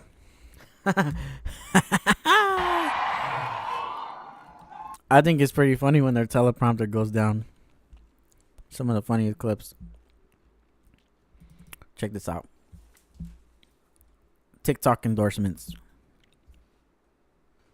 That when you see celebrities, influencers, musicians, whoever promoting Kamala Harris, it's because they're paid. And I know because they've approached me 3 times now. They always come in with the same offer. We want you to promote Kamala. We want you to say these talking points. And then I see a celebrity like Chrishell from Selling Sunset with a copy paste of that exact email. And then she posts vote, looking like super hot in a picture. But nobody puts paid post underneath these. It's propaganda. I don't know how it's not considered illegal to do that when it's the election. When any other time, if we're not making it obvious that we're promoting something we're paid to promote, we could get in trouble. The last offer I got from Kamala Harris's team was $25,000, I believe, for just a couple stories on my Instagram. And I had some other really big offers, and I decided to not take any of them. With a few days left of the election, I just couldn't think to myself, we are this close to having a healthy America, to getting us out of this freaking pharmaceutical haze that we've been in, to get us like healthy food again, to get the pesticides off of our food. These are things we could fix in my lifetime. I couldn't do it. I couldn't do it. I couldn't take the money. It felt like blood money. I fuck with RFK Jr. Everything that he's saying is correct. It's right. And as someone who went through the medical system, yeah, I mean, a lot of people are coming out saying, you know, the money side of that. Interesting. Dude. Yeah? Yeah. Interesting. You're wearing MAGA shoes in Yeah. West Hollywood. Yeah, I am. I'm wearing my dope ass MAGA like shoes. I said, go back a Yeah. He's convicted for rape. It's Not. also illegal to film somebody in California. Oh, what are you without going their to do consent. about it? Nothing, you dumb c***. Ugly bitch. Wouldn't You've know. definitely been raped, and you're okay with it. You're so insane. You're so I'm insane nuts. that you're filming a stranger. Yeah, because you're literally saying you hope I get raped. I hope you get what you deserve. Wait, what do you hope? That you get what you deserve. What do I deserve? I mean, at least have the balls. I have the balls. Yeah, I can tell. You seem very fucking normal. You're what down about with the Biden rape. showering with his daughter and she wrote about it when Biden's she's a not running for teenager? president, you idiot. He's the current president. He's not running, you dumb shit. I mean, hey, I'm just excited to make you famous. Like I said, it's illegal to film people in the state. What are you of gonna do California. about it? Nothing. I don't even care. Okay, then go. Mind your business. I deserve to get raped. You do. Yeah? Yeah. Interesting. You're wearing MAGA shoes. That dude's wild. And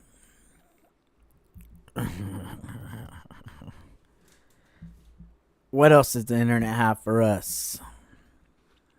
Or the Trump ones. Indiana Department of Transportation. Look at that. Look at that. Look. He still won't take it up.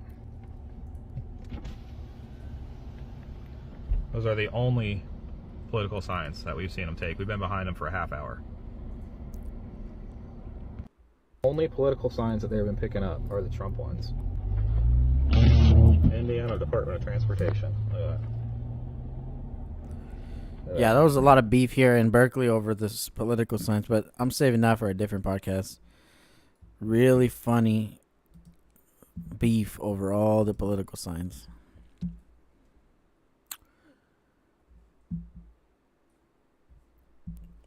Diddy's ex-girlfriend can't make it up.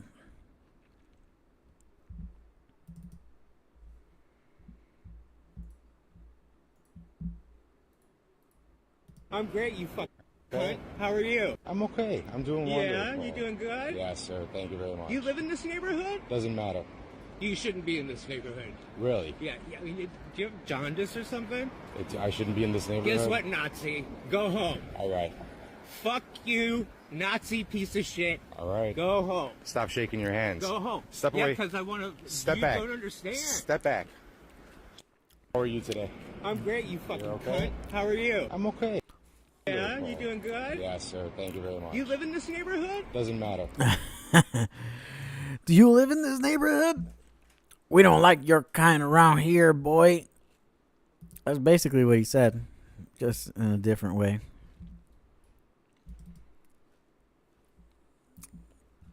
Corruption, poll watchers being kept from doing poll watching. Oh, this one is an interesting video about Kilmala and the ads that she's running. Mixed messages. A K-file investigation this hour finds Kamala Harris is targeting crucial battleground voters with vastly different messages on Gaza and Israel. This ad is running in Michigan, which has the largest Arab population in America. What has happened in Gaza over the past 9 months is devastating. We cannot allow ourselves to become numb to the suffering and I will not be silent. All right, well, it's a very different story for an ad in Pennsylvania targeting Jewish voters. Let me be clear. I will always stand up for Israel's right to defend itself, and I will always ensure Israel has the ability to defend itself, because the people of Israel must never again face the horror that a terrorist organization called Hamas caused on October 7th. Different message. Andrew Kaczynski is out front now. So, Andrew, those obviously do sound starkly different, to say the least. Tell me more about what you found. Yeah, that's right. And look, this really illustrates the sort of fine line that the Harris campaign is trying to walk here in the closing weeks, closing days of this campaign on the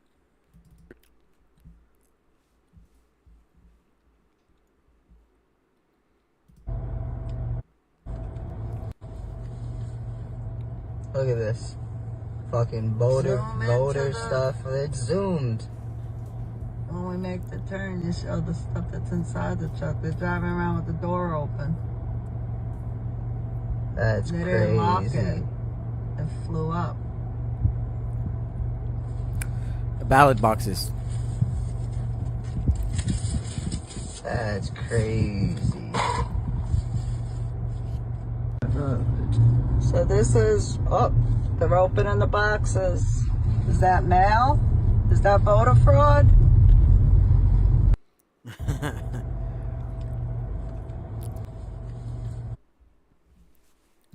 videos are funny.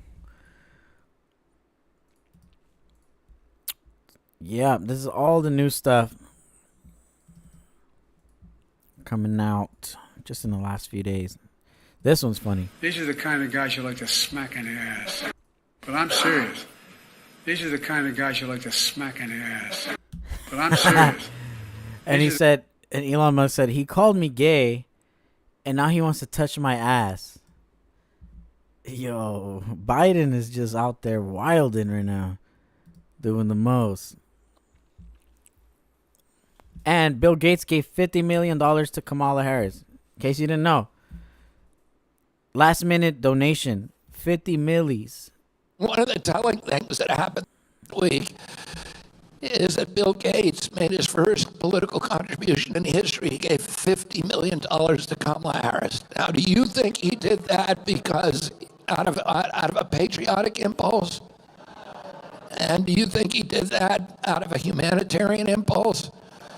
Oh, he did that to protect his wealth and his system, which he calls philanthrocapitalism, which is a way of making yourself rich by pretending to give money away to good causes. And he wants to keep that. He just got indicted in the Netherlands and is going to trial. Yeah. And I published an Instagram post or an X post that said, "You're welcome, Kamala," because I'm quite sure that the reason that he gave that is he does not want me running the health system in this country and looking into his business practices. One of the telling that's the main reason why a lot of people are voting Trump, because of RFK, without a doubt, coming after Bill Gates, the super goons of the world. Oh yeah, so this is the original post. Cardi B, LeBron James, Martha Stewart, Ellen DeGenerate, Beyonce, Party with Beyonce, Ben Stiller, Oprah Winfrey, Madonna, Jay-Z, Jennifer Lopez, Leonardo DiCaprio. All in Diddy's parties or Epstein parties. Taylor Swift, John Legend, which we have a bunch of funny. I have a lot of clips about John Legend saying weird ass shit. Him and his wife. Juicy Smoulier, Robert De Niro, Arnold Schwarzenegger. Who else? Patrick Byrne. Who's this dude?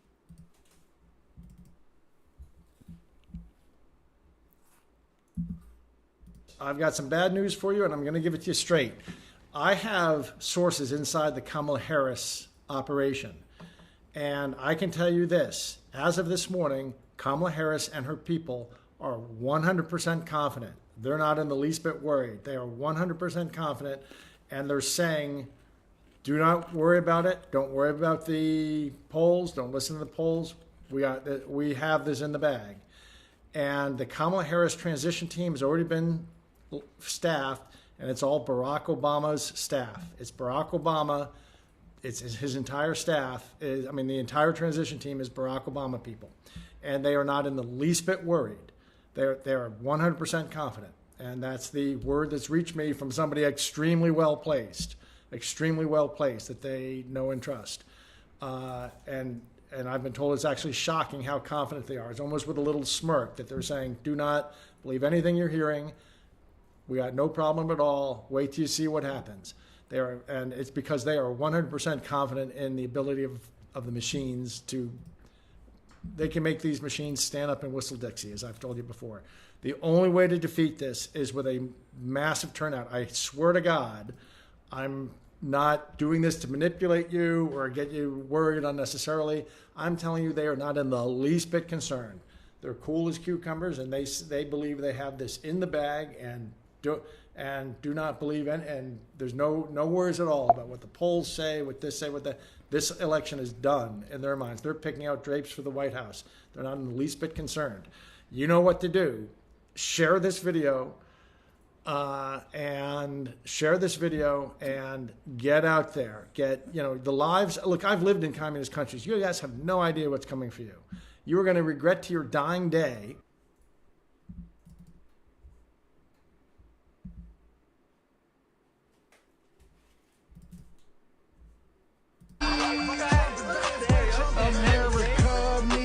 God, Jesus, Mary, and then Trump. Would you let Joe Biden?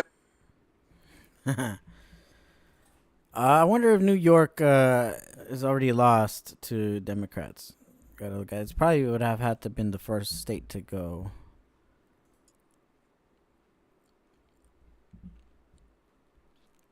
Since the last, there was the J.D. Vance, Tim Walz, in case you guys missed it, that whole thing, debate, a lot of Tim Walz memes. Just to clarify for our viewers, Springfield, Ohio does have a large number of Haitian migrants who have legal status, temporary protected status. Well, Margaret, but thank you, Senator. We have so much to get to. Margaret, I think it's important we're because going to turn out of the economy. Thank Margaret, you. the rules were that you guys weren't going to fact check, and since you're fact checking me, I think it's important to say what's actually going on. So there's an application called the CBP One app, where you can go on as an illegal migrant, apply for asylum or apply for parole, and be granted legal status at the wave of a Kamala Harris open border wand. That is not a person coming in, applying for a green card and waiting for 10 years. That is the facilitation of illegal immigration, Margaret, by our own leadership. Thank you, Senator, for describing the legal process. We have so much to get to, Senator. Thank you, Governor. And just to clarify. That kind of summarizes the entire debate. Don't really need to watch more than that. It was a whole lot of Tim Walz roasting. They compared him to Elmer Fudd. There was funny videos of him loading up a shotgun where he couldn't do it. Fake hunting videos. All types of videos that came out recently. Then there was in North Carolina. I covered that in the last podcast. The disaster and how the administration covered that. There was the missiles. A lot of stuff was going down.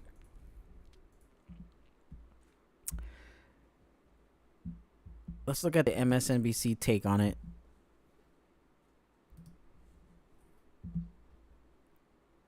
I think that the people who the fist fight are the base of the Democratic Party.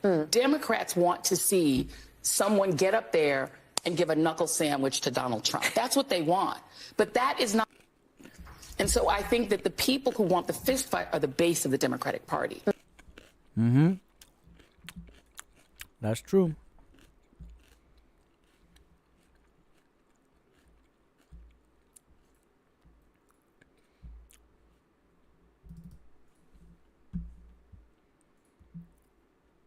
Oh yeah, here's the Elmer to Fudd make thing. that I get this right. I will say more than anything. Many times I will talk a lot. I will get caught up in the rhetoric. But being there, the impact it made, the difference it made in my life, I learned a lot about China. I hear the critiques of this. I would make the case that Donald Trump should have come on one of those trips with us. I guarantee you he wouldn't be praising Xi Jinping about COVID.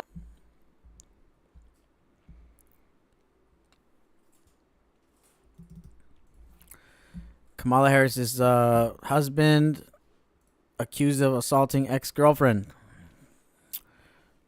So there's a whole lot of that, with evidence including photos, communications. He was recently involved in something else. Maybe I'll have it here for you.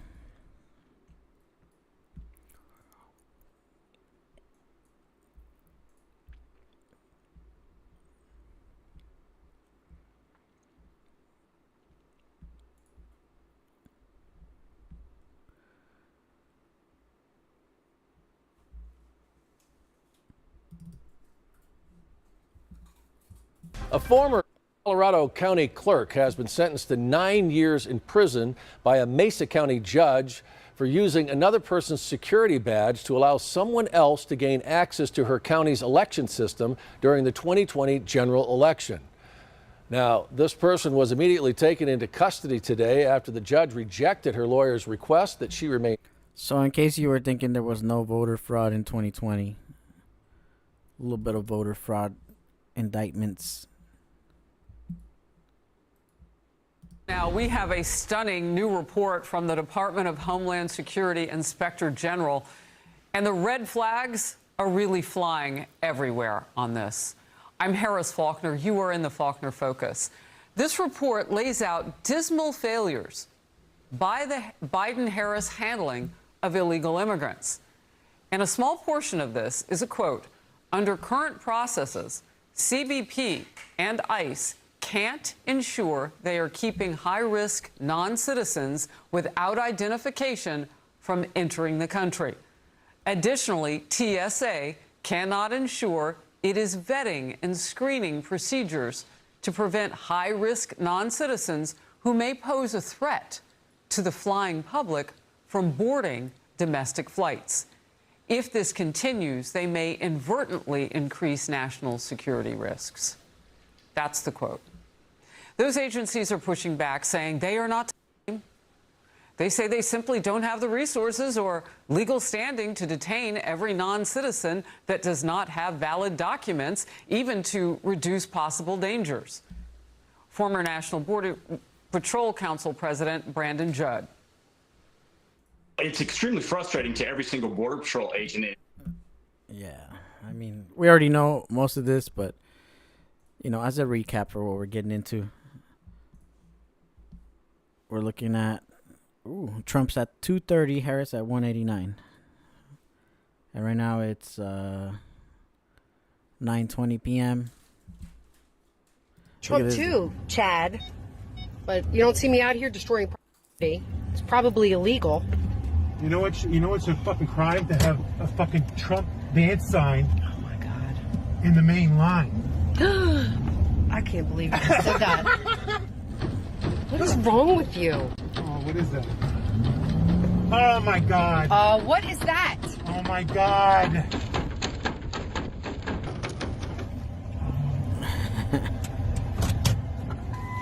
Oh, that's just great.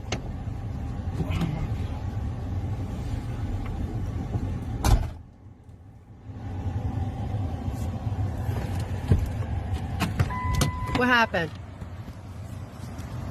Oh my God. What? These fucking people! They're fucking assholes! I have to get to work. Don't tell me you got a flat. Look what they did! Oh boy. Fucking asshole! That's probably a skit. Well, but it's still funny. Made me want to try it. There's so many Kamala Harris cocaine allegations too. Oh, that one got taken down. It's a funny video edit of Kamala looking like she did a whole bunch of blow.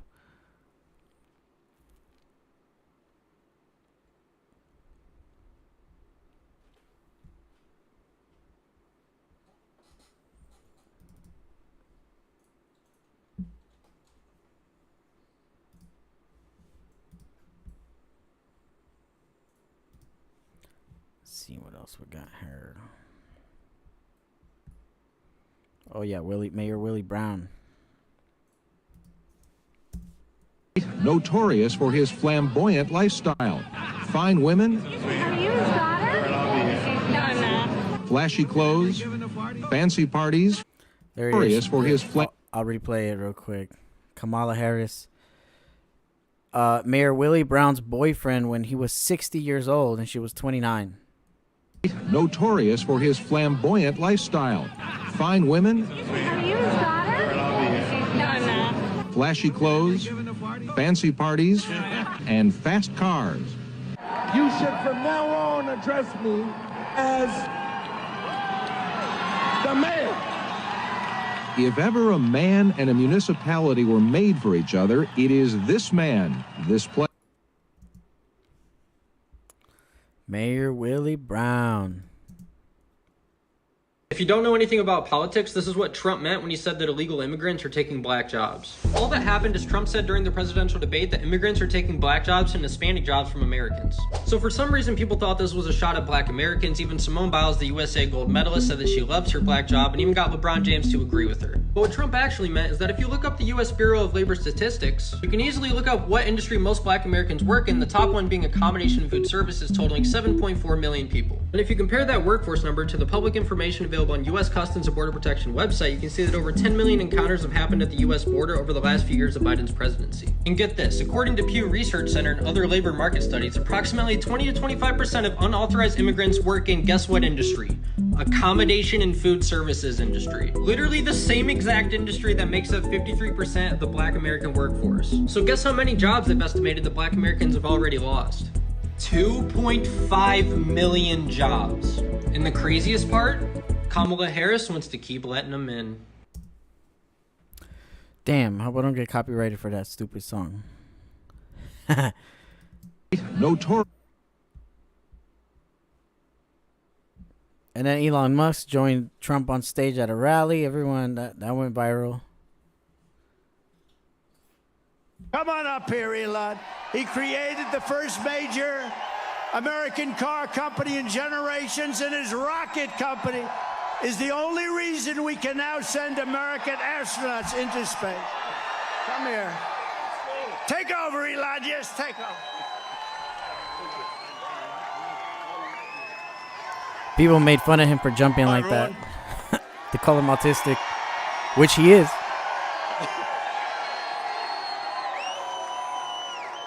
As you can see, I'm not just MAGA, I'm dark MAGA. Well, first of all, I want to say what an honor it is to be here. And, you know, the true test of someone's character is how they behave under fire. And we had one president who couldn't climb a flight of stairs, and another who was fist pumping after getting shot. Fight, fight, fight. Blood coming down the face. Now, America is the home of the brave.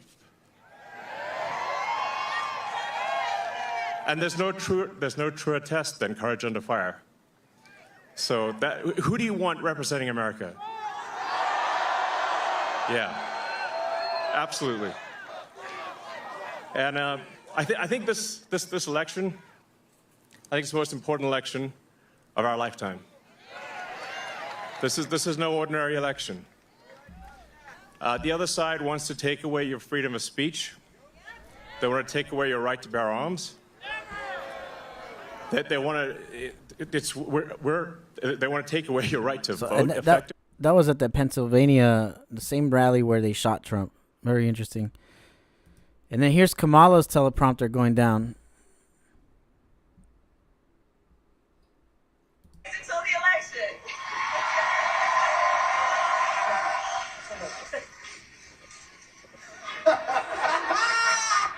So 32 days. 32 days. Okay, we got some business to do. All right. 32 days. And we know we will do it. Hey, we got 32 days. It's pretty embarrassing. It's almost as bad as a Cardi B clip. Almost as bad.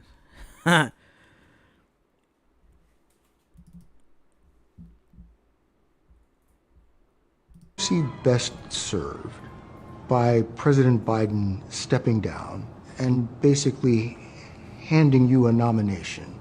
You didn't have to go through a primary process. You didn't have to fight off other contenders. That's not really the way our system was intended to work. President Biden made a decision that I think history is going to show is rare among leaders, which was to put country before self. And I am proud to have earned the support of the vast majority of delegates and to have been elected the Democratic nominee to fight in this election over the next month for our democracy. But I think this truncated process is why people think or say they don't really know who you are. Look, I've been in this race for 70 days. Is democracy best served by... And that was an interview where Trump is now suing them for, I think, $10 billion for chopping up that interview and putting in different responses. Maybe I have a clip of that here somewhere.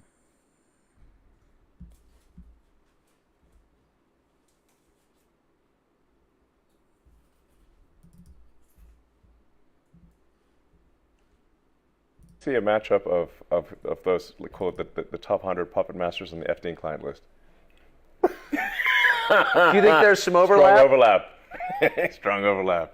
When are we going to see that list, do you think? I don't know. It's mind-blowing that they've not tried to prosecute even one. Not even the worst offender on the Epstein client list. They've not even tried to prosecute even one. That's insane. Well, because they have a lot of diabetic grandmothers who were outside the Capitol on January 6th. They're kind of occupied. Yeah, they've put like whatever 500 or 600 January 6 protesters in prison, and not one person on the Epstein client list. Will that ever come out, do you think? You know, I think part of why Kamala is getting so much support is that if Trump wins, that Epstein client list is going to become public. Yes. And some of those billionaires behind Kamala are terrified of that outcome. Yeah. Do you think Reid Hoffman's uncomfortable? Yes. Yeah. And Gates. And Gates. Yeah. And I only ask that because you just look at them and you're like, that's a nervous person right there. I don't know. I mean, I assume you know them. Bill Gates. Always out here doing some weird stuff.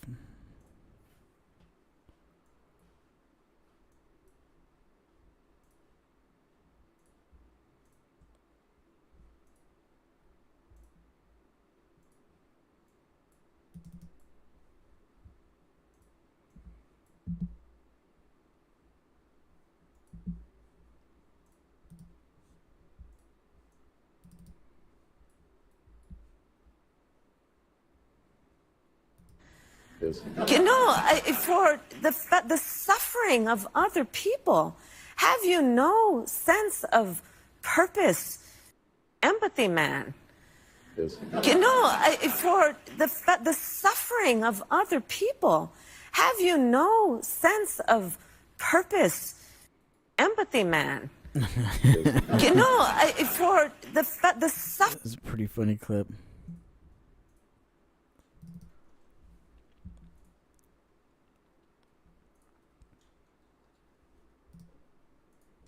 Last year, you might recall, sir, our exchange regarding the FBI's involvement on January 6th and prior.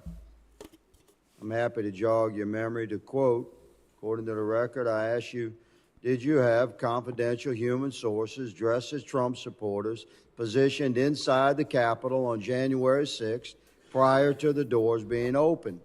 You responded, I quote, again, I have to be very careful of what I say. To which I said, it should be a no. Can you not tell the American people no? We did not have confidential human sources dressed as Trump supporters positioned inside the Capitol on January 6th. A year has passed. We sit here again a year later, we the people, still do not have a definitive answer from you or anyone else in the Biden administration regarding the FBI presence and participation in the months leading up to the November election. Yeah, I mean, we already know that they had feds in there to make it look like something it wasn't. Caught editing Kamala Harris's interview to make her answers look better. Just wait until you see the comparisons to the original. But it seems that Prime Minister Netanyahu is not listening.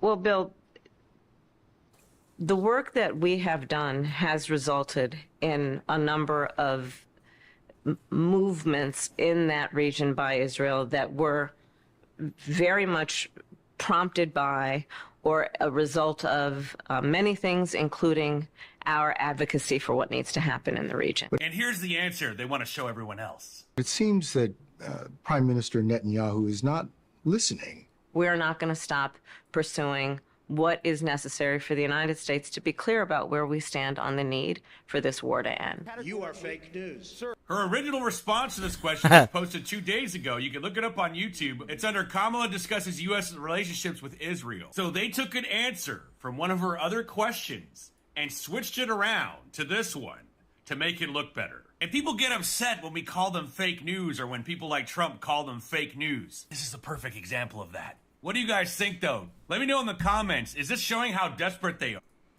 Well, he sued them now. $10 billion for that post. So I wonder if they'll pay up.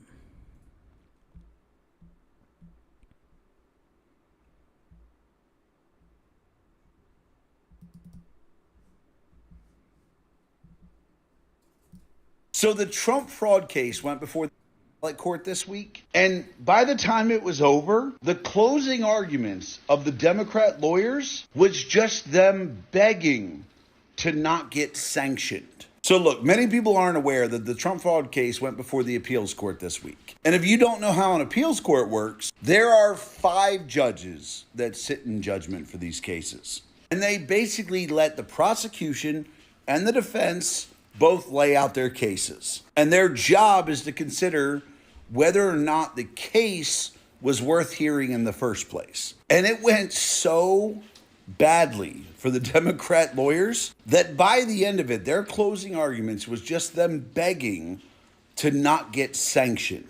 They argued a ton of different things throughout this case. But the biggest thing was the judges kept interrupting them. They kept saying, hold on. Can you find me one other time in history where the person who took the loan was able to call the bank that they took the loan from, and then that bank showed up and said, we weren't defrauded? And the lawyers spent like 2 hours trying to find one little instance where it happened. But then the judges said, okay, let's try something else. They said, hey, have you ever prosecuted someone for lying about the value of a property when it resulted in the entire loan being paid back with interest? And again, they gave them like 2 hours to try to explain their case, and they still couldn't produce a single case where that had happened. And then the judges said, hey, you know what? We'll give you another shot. They said, have you ever seen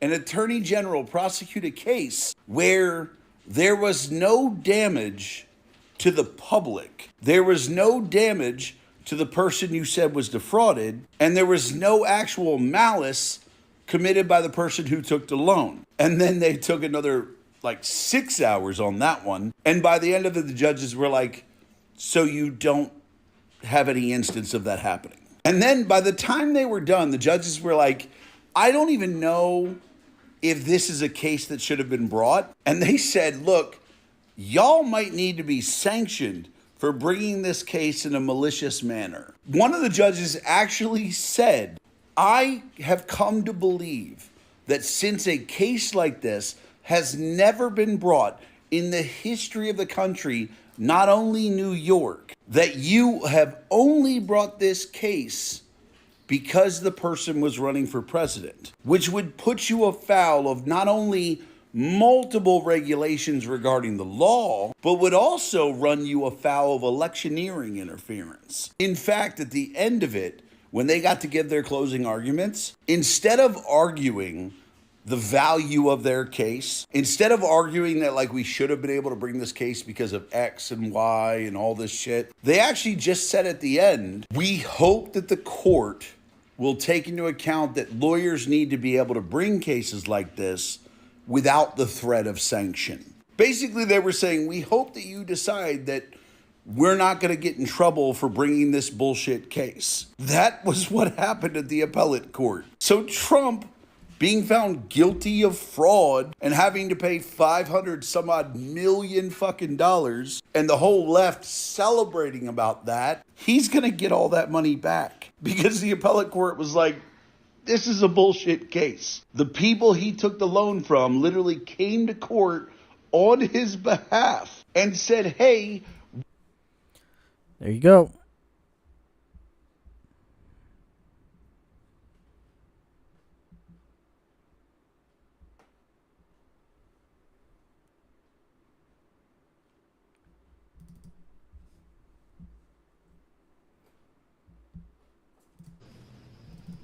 Trump was president. Now, many people questioned Hollywood or news. You trusted everything they said. Mm-hmm. Everyone trusted all pharmacies, all doctors, everything. That pendulum, in just 7 years, those roots were so deep planted for so long. Education. All of it is now flopping, not just in America, across the whole world. No one's taking it seriously anymore, and they're losing. Mm-hmm. It's like they're trying to stomp out 8 billion fires. Yeah, oh exactly. my God! It's like stop this podcaster. Bing, another one pops up. Stop this program. Bing, another one. We're losing all control, sire. Send out monkeypox. Do something. Send out Kamala Harris. Do something. That guy's funny. He's the guy from Half Baked, in case you didn't recognize him. True warrior. Post gone. A lot of posts are gone. That's why I used to save them, but lazy. When you can switch who you are at the push of a button. Oh, hello, young lady. Quite a marvelous day, innit? Why does she talk so weird? Let me play with her. Well, hey there, little nugget. I'm going to be the first black female president of the United States of America. Man, this doll sucks. Accent Switch Kamala can emulate any accent you like, as long as it grants her credibility. Bonjour, tu aimes les croissants? Merde américaine. Guten Tag, Sie lieben ein Bratwurst? Ufta, ufta, ufta, da. Luke, I am your mother. Swish Kamala. But wait, there's more. All new Accent Switch Kamala comes with 2 bags of campaign money, a blind eye legal immigration, and her own multi-laugh 3000 generator. Laugh in every way possible.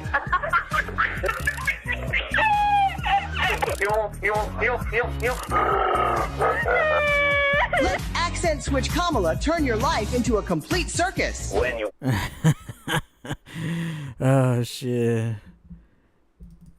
That's funny. In honor of Jocelyn, Nungari, Lakin, Riley, beautiful Lakin, Rachel, Morin, and all of the others that are dead and or mortally wounded at the hands of migrants who should never have been allowed into our country, I'm announcing today that upon taking office, we will have an Operation Aurora at the federal level.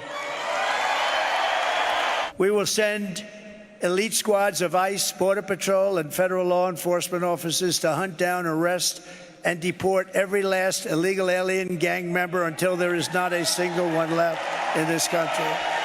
And if they come back into our country, they will be told it is an automatic 10-year sentence in jail with no possibility of parole.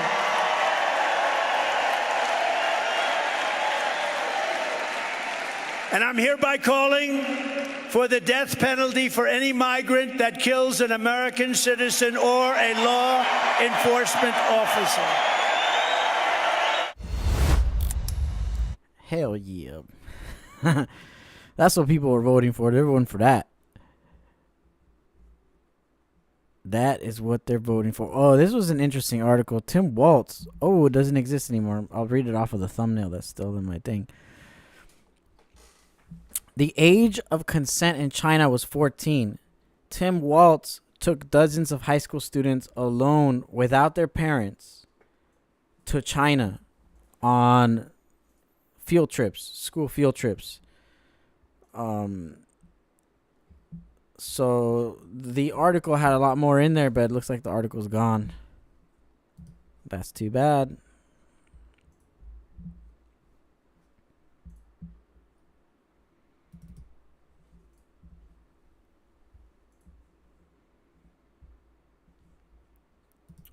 So they were talking about possibly suspending Tim Walz. There was a whole lot of Tim Walz beef. And then there's this whole hunting episode thing, which is where they... Thanks for all your work. Thanks for all your work. Yeah, sorry, Mike went down. Hunting episode. This guy. Elmer Fudd episode. Here though. Yeah, it's good to be out. Look at her. Maisie, come. Maisie, this is it. This is the day. Maisie, come. I should show you the picture of mine. Okay. All right. That was a clean hit. I just got the thing running. Yeah, that was a weird episode of whatever that was. Developing news in Riverside County, where Sheriff Chad Bianco claims that his deputies may have prevented a third assassination attempt on former President Trump. Authorities arrested a man making his way to the Trump rally in Coachella on Saturday. Allegedly, he was armed with multiple loaded guns. Now, the Riverside County Sheriff says that the man was also carrying several passports with different names and had a homemade license plate on his vehicle. KTLA's Omar Lewis joins us from Riverside with more on that suspect and what the Department of Justice is saying. Rick and Kareen, the Riverside County Sheriff's Department says that 49-year-old suspect was armed with multiple loaded weapons, including a shotgun, and he also allegedly had fake credentials. The sheriff here says he believes his deputies stopped a potential third assassination attempt against former President Trump. Riverside County Sheriff Chad Bianco confirmed to KTLA 5 News that this is the suspect, Vim Miller, arrested while trying to enter Saturday's Trump campaign rally in the Coachella Valley. I truly do believe that we prevented another assassination attempt. The Riverside County Sheriff's Department says Miller was stopped at a checkpoint near Saturday's Trump rally when deputies discovered he was carrying a shotgun, a loaded handgun, and a high-capacity magazine, along with fake passports and a fake license. He also allegedly attempted to use fake VIP passes to gain access to the event. What we do know is he showed up with multiple passports with different names, an unregistered vehicle with fake license plate, and loaded firearms. If you're asking me right now, I probably did have deputies that prevented the third assassination attempt. Tens of thousands of Trump supporters showed up to the rally held Saturday in the blistering heat at the Calhoun Ranch just outside Coachella. While residents and permitted attendees were allowed through the security checkpoints, they were closely monitored. It was at one of those checkpoints where Miller's alleged plot was foiled before the former president arrived. And that was at Coachella Valley. Interesting. No one even knows that happened. That was like the fourth assassination attempt at this rate. Easily the fourth. The objection is in writing, and I don't care. There are still legitimate concerns over the integrity of our elections. When they cast the ballot on an electronic voting machine, that there is no paper trail. But constantly shifting vote tallies in Ohio have led to additional loss of confidence by the public. Objected to the counting of the electoral votes of the state of Ohio. Electoral votes cast by Florida were cast by electors not lawfully certified. I object to the certificate from the state of Alabama. The electors were not lawfully certified. People are horrified by the overwhelming evidence. Section 18, Title 3. I object to the certificate from the state of Georgia. I object to the certificate from the state of North Carolina. If Stacey Abrams doesn't win in Georgia, they stole it. And I will not concede. You can even become the nominee, and you can have the election stolen from you. He knows he's an illegitimate president. I have an objection to the electoral votes. The objection is in writing, and that's in case you needed to see evidence that, you know, the Democrats didn't concede on the last election. This video is funny as shit. One of my favorites.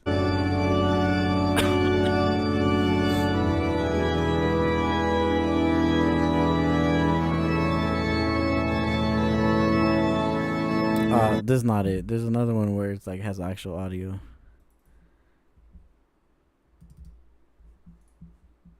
This was good too.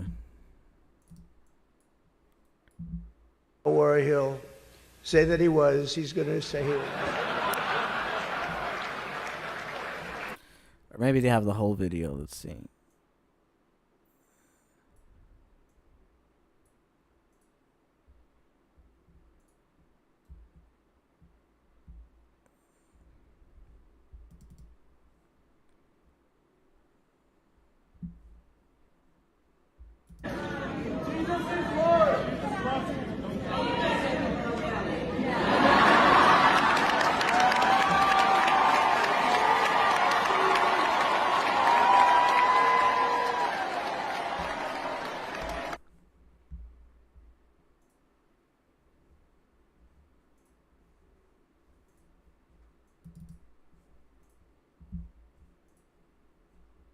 And 10 years, first 10 years of his life.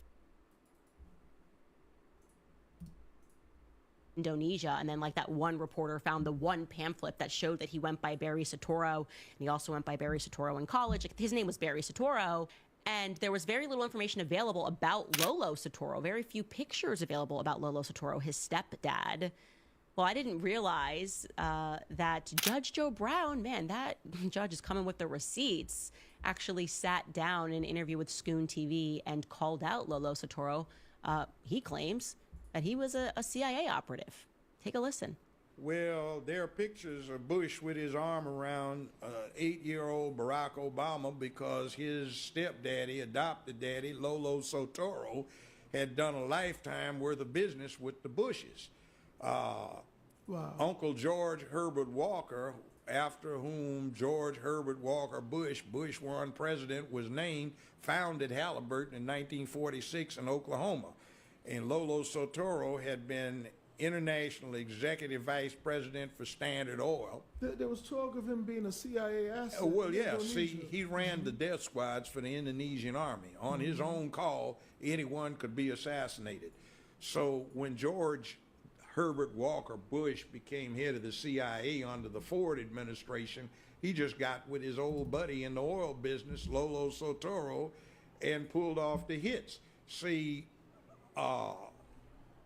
Barack's grandmother has been acknowledged as being the woman that operated the channels through which CIA money went to the Southwest Pacific. So she... Yeah, y'all should check that whole entire podcast out. He goes way in there. See, Google has donated over $1 million to the Harris campaign. So there you go.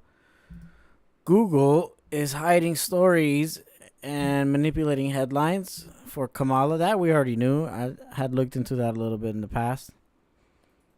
Damn, I'm looking at the chart now. Up there. 246. Trump's at 246 out of 270. Harris is at 189. Yo, it's game over. 63 million versus 58. Difference of 5 million votes, basically. Haha. Just a quick check-in. Yes, so Google is paying out Kamala. Let's see what else.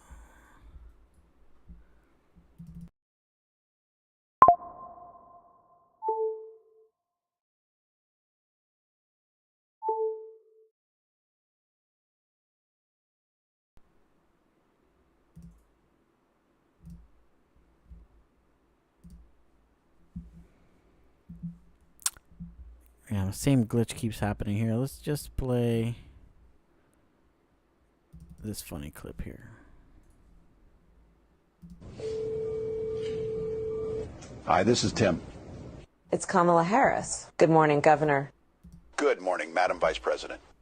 Listen, you weren't my first choice. To be honest, you weren't even in my top 10. But no one else wants to run as my VP because they all know I'm going to lose. You are the only one who is willing to be my running mate. Yeah, I mean, this is basically career suicide. But I did some dumb shit a few years back, and now I'm totally controlled by the deep state. And so they told me either I become your running mate or I get Epstein in a New York prison. Now, the fact that we're both radical communists is a slight problem, but I got some instructions from Big Daddy Barack. Basically, we're going to pretend that you're a normal American white guy. There's a bunch of things you did that we got to run away from here. You passed a law requiring tampons in the boys' bathroom in schools. You basically cheered on the George Floyd rioters who burned down your cities. You implemented a snitch hotline during COVID. And Tim, you signed a law that allows the state to take custody of children if their parents refuse to let them transition. I mean, what the f***, Tim? We got a lot of cleanup to do here. But listen, we already got the mainstream media gaslighting America into thinking that you're super normal. This is America's dad, America's football coach, and the teacher that's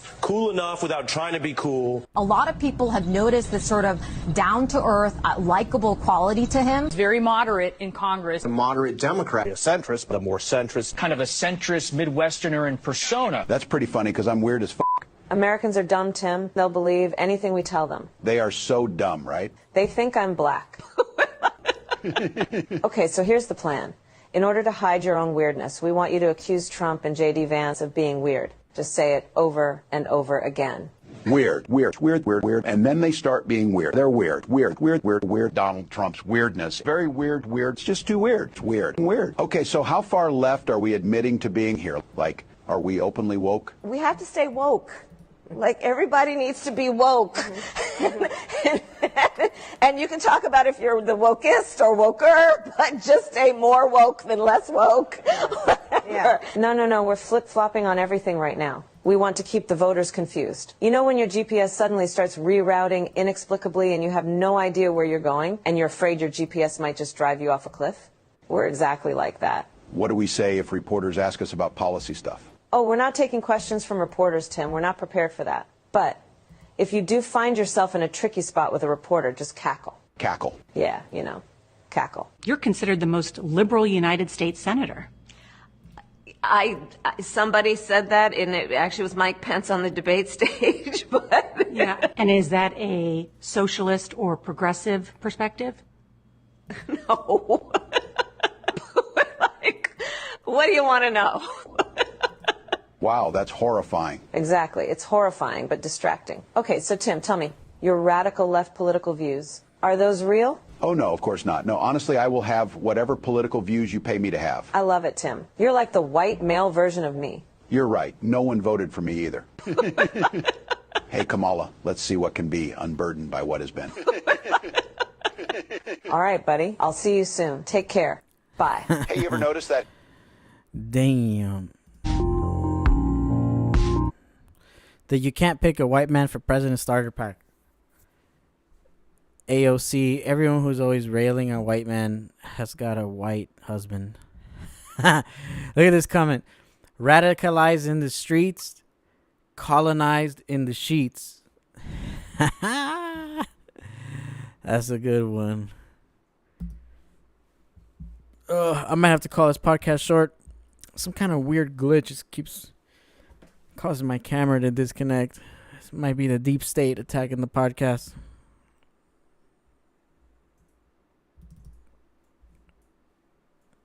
Say your uncle in Ohio said something about Kamala Harris is isn't unfit to be a president because he doesn't have a child. Okay. That kind of shit is automatically demoted. Meet Jeevan Gowali, a senior software engineer at Meta. Are they doing a good job protecting our democracy? Because I can see these right-wing groups setting up Instagram accounts or Facebook accounts for that matter, right? And just start posting disinformation, be like, Harris is blah, blah, blah. That's all going to be demoted 100%. The civic classifier is strong. The senior software engineer also goes on to say that, quote, the person would not be notified, unquote, if they were demoted because of their anti-Kamala Harris post on Meta, and red-listed, that's a new term we just learned, red-listed, meaning according to Collins Dictionary, things that are not permitted. Would the person who posted that be made? Would he be notified that? The person would not be notified, but there's these things that what you collect is like, if a bunch of items that, like if at least a couple of items that a person has created has violated civic classifier, then they're also red listed. Our OMG American Swiper asked Jeevan if Meta was shadow banning users for their anti-Kamala Harris posts. Take a look at what he says. So is that called shadow banning? Shadow banning, yeah. Okay, so Asked Jeevan if Meta was shadow banning users for their anti-Kamala Harris posts. Take a look at what he says. So is that called shadow banning? Shadow banning, yeah. Okay, so they will be shadow banned. Correct. They will never be shown.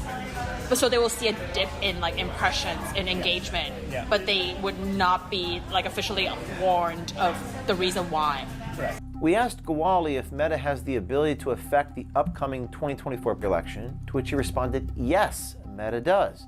Jeevan also confirmed that Mark Zuckerberg intends to help the Democrats in this election cycle.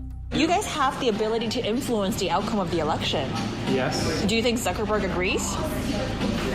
Good. Is he going to help the Democrats? Yeah.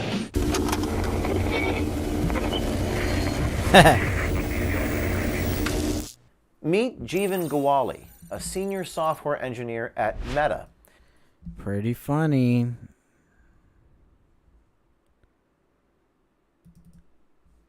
Beyonce Gate, a thread.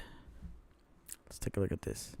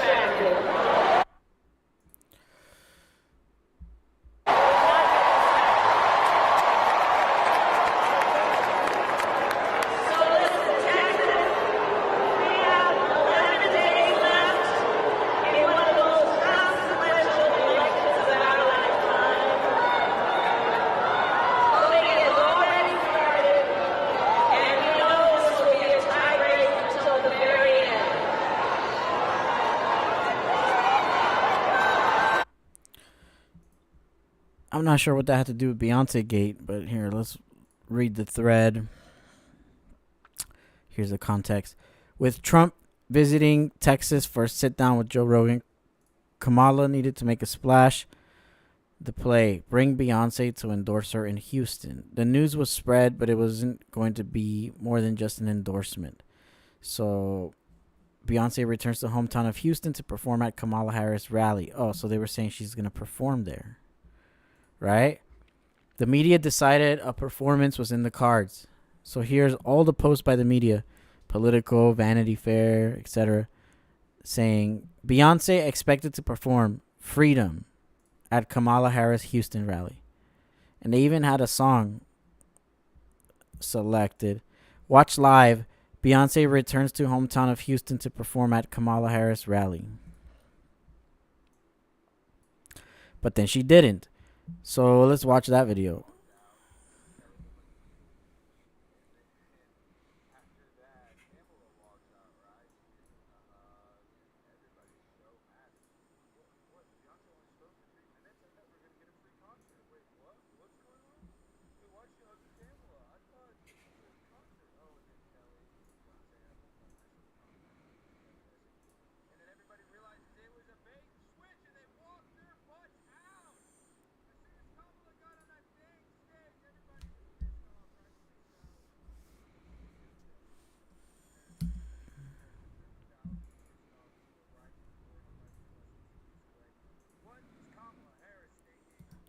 I don't know if they were. I saw some people leaving, but I mean, there were still a lot of people there. But whatever. Sure.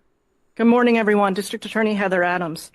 On Tuesday afternoon, I was contacted by Krista Miller, who is Chief Clerk of Elections, regarding potentially fraudulent voter registration applications that had recently been received by her office. At that time, she informed me that the elections office received approximately 2,500 applications at or near the deadline for registering to vote. While preparing to process these applications, staff noticed that numerous applications appeared to have the same handwriting, were filled out on the same day with unknown signatures, and some were previously registered voters, excuse me, and the signatures on file did not match the signatures on the application. 2,500 illegal ballots. So that's one piece of fraud. And then there's this TikTok video about shit burning. Check this out. Right now, 45 million ballots have already been cast. That is roughly 28% of the entire 2020 election turnout. And as this has been going on, as you may have heard, fires have been set inside ballot drop boxes. That has happened in Arizona, Oregon, and Washington.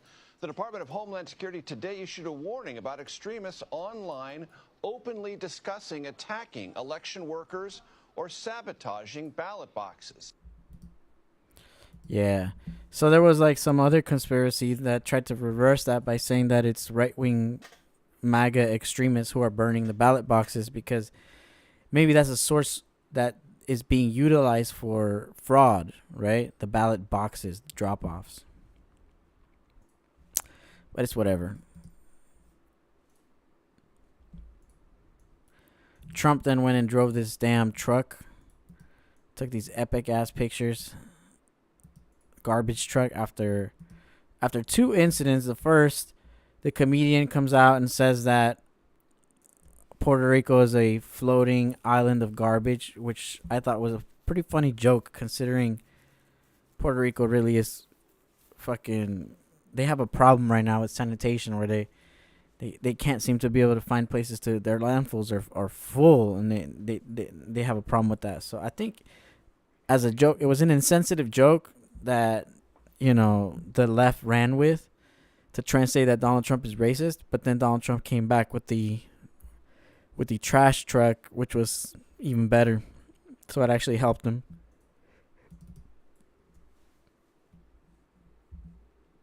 This truck is in honor of Kamala and Joe Biden. How do you like my garbage truck?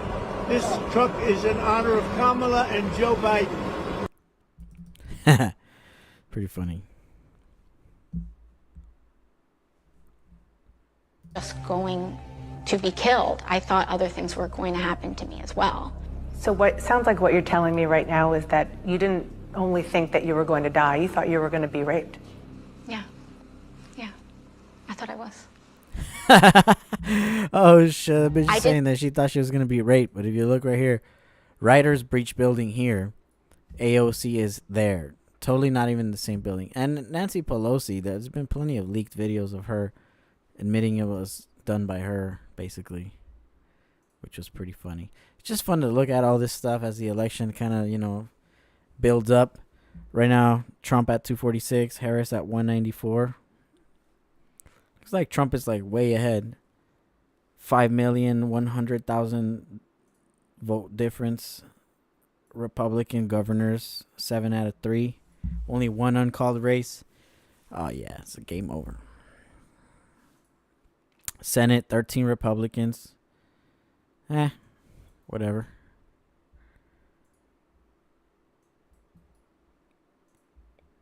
And then look at Chris Cuomo came out acting funny. I don't know why he flips narratives now, but he had a pretty good speech. Are like Trump, that they speak like Trump, that they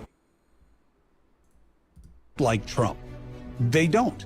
They want to hire Trump to do a dirty job. They want him to be a virus to the political corpus. They want him to disrupt, to destroy, to demean those that they disrespect and dislike, the system that they distrust and despise. They want someone to do what they believe has been done to them and that they cannot do themselves. That's why they don't care. that he exhibits terrible behavior because they're putting him into a terrible place. If you're sending somebody into the jungle, do you really care if they're a savage? You see what I'm saying? And you have to understand it that way. You may not agree, you may not accept, you may not like, but that's what it is. You got to stop thinking that the people who support... Interesting. Let's do a quick election check before we continue with these last few little clips. See where we're at. Where are we on election?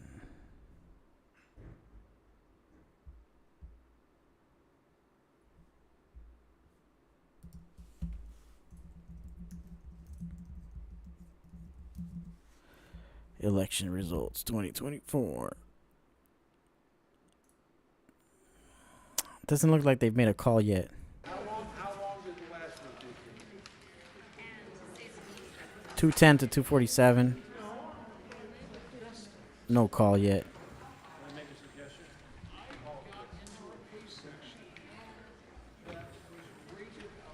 Wait a vote, you guys. We'll see you tomorrow at 10 o'clock. Yes. Or anytime thereafter. Cool. We'll see what happens in a few hours. Let's see. X. Oh, check this video out. This dude's trying to vote for Trump, but it keeps selecting Kill Mala.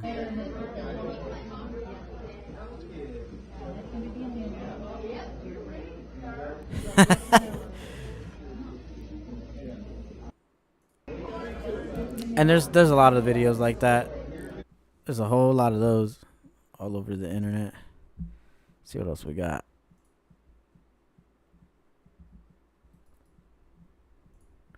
Oh, somebody filed a halt for the vote without ID. They removed non-citizens from the voter rolls. The Attorney General did pretty nice. One small little win. It's all these little legal victories that are contributing to, I think, Trump winning in the polls right now. Or at the actual voting booth. Let's see. Oh, check this one out. This is a good one, too. Source of exactly where all these illegals are getting put on the voter rolls, and it's going to be made public very, very soon. And I'll tell you right now where it is. And it's an organization called the Electronic Registration Information Center. It's led by a guy named David Becker, who was involved in a scandal while he was a U.S. attorney, and he essentially contacted the city of Boston while he worked for the DOJ, and the DOJ sued Boston over voting rights, claiming that he would help them get out of it. He then worked for PFAW, the People for the American Way, a far-left organization. Then he went on to work for Pew. And with George Soros' money, he created an organization called the Electronic Registration Information Center, which is known as ERIC. And then ERIC contracts with the states to get your DMV records, all that sensitive data that nobody else can get, that's protected under the Driver's Privacy Protection Act. That's where they're finding out the ineligible voters. That's where they're finding out who in the state isn't registered to vote. And their membership agreement prohibits you from disclosing to them who is or is not a citizen. So you send all the information to people that live there. Don't tell them if they're citizens or not. And they pump those names onto the voter rolls, and then they circulate it back. And then they give it to the other organization David Becker found, which is the Center for Election Innovation and Research, which is the recipient of all those Zucker bucks from back in 2020. There you go. Very interesting video on how they're recruiting illegal migrants to vote, which doesn't appear to be working as well as they thought. I mean, Harris at 47%, Trump at 51%. Honestly, that it is working, because Harris at 47%, that's ridiculous. Like, if voting was real, I feel like Harris would be at like a cool, like, I don't know, 35%. I'd give her 35% of the nation, not 47. So the rest of it's got to be voter fraud, in my opinion. But if Trump voters didn't come out the way I did, like first-time voters and in California and everywhere else, he would be done. All the fraud would catch up to him. Fraud like this stuff right here.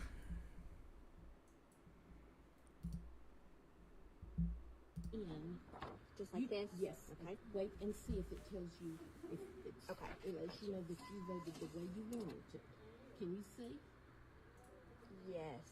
Yes, I can. So that's all we need, right? And you have to do page 2 because you voted the back side. There should be a way to say next or something. Yes. And then cast. You should be able to cast your vote. Okay.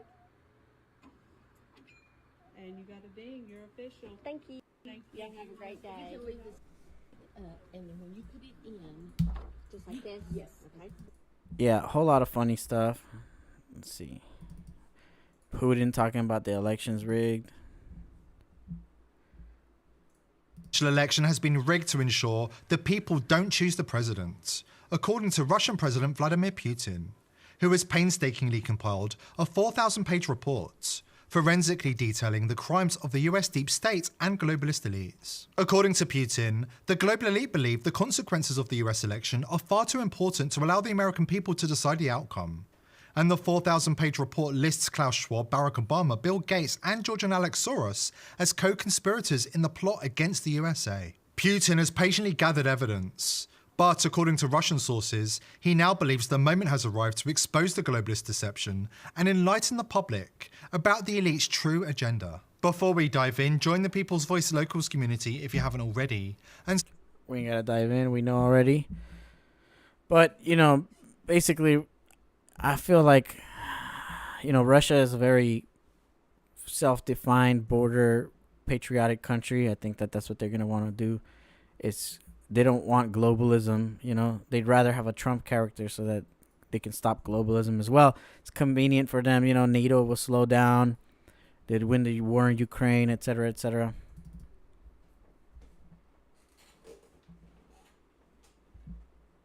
Of the bats with specifically Yes. from Dominion. Mm-hmm. Why was that only caught in the past few days, and why can't it be fixed? I saw the release with the. Yeah, this is a nationwide issue with Dominion voter access terminals in the counties that use them. And the voter access terminals, of course, not all the machines, just the ones that are accessible, have an issue with the straight party voting and a programming issue that's, again, affected the machines nationwide. And I think all of us that use Dominion machines were unhappy to learn about this during the testing period and as early voting began. So we're working with Dominion to seek accountability on that front, and also are working with our clerks to ensure voters are aware of this programming issue that will require them to ensure they are voting every section on the ballot. Do you think the bigger issue in Michigan, because we do allow voters to cross over in ways that a lot of other states don't? Because we have straight party, it's not struck me as I've talked to my other colleagues and other. At Ted and Bria, the jury had been deliberating since 10:30 this morning, and they found Kimberly Zapata guilty on 1 count of felony count of misconduct in office and 3 counts of election fraud. Here are the moments that verdict was read. We, the jury, find the defendant Kimberly Zapata guilty of count 1 misconduct in public office as charged in the information. Now, there was no emotion from Zapata when that verdict was read, and she never testified during the 3-day trial. The former Milwaukee County elections worker admitted she ordered fake ballots to prove flaws in the election system. She says she never wanted them processed. Closing arguments wrapped up this morning, and the prosecutor said Zapata used her position to commit fraud, while her defense attorney said she just wanted to expose loopholes in the election system. She was a whistleblower. She was showing with the truth, with an action, an imperfect action, but a truthful action, what was going on. She brought to light the situation. Yo, that's pretty funny. On these applications by having these fraudulent ballots issued. But they're trying to say there is no voter blowing fraud. The whistle on the problem. That's aggravating the problem. Now, after the That's verdict was read, pretty we did funny. try to... Very, very funny.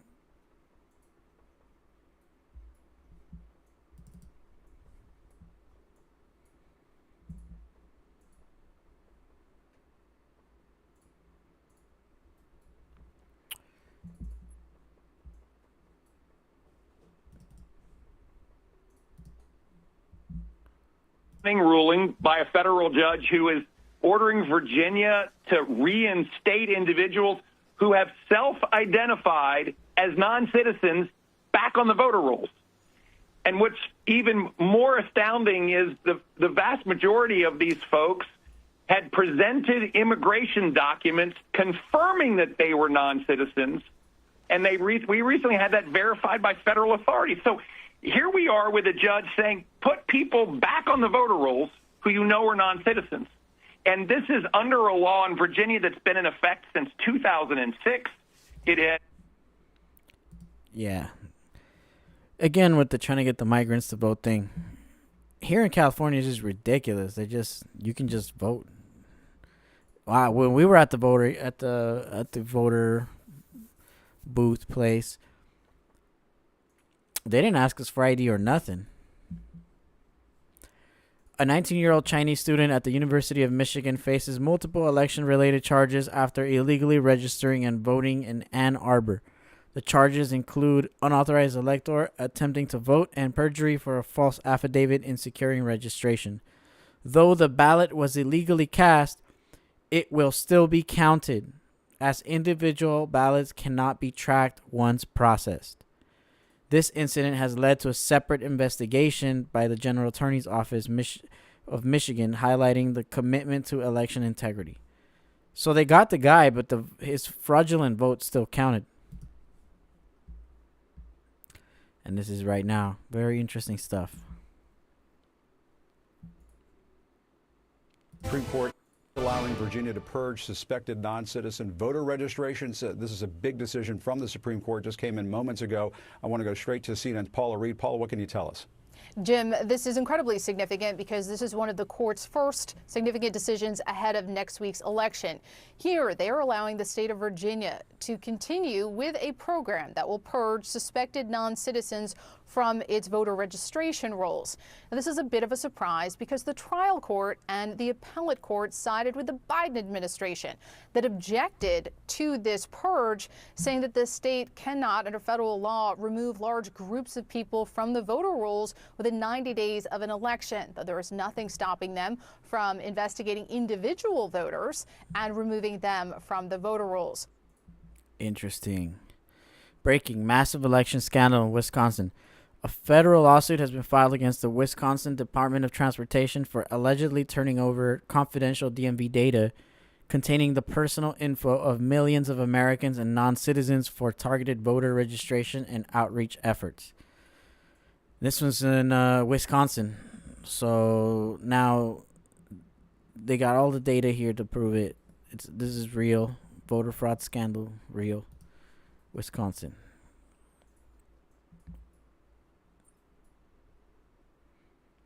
Here is Trump winning a lawsuit in Pennsylvania over voter fraud.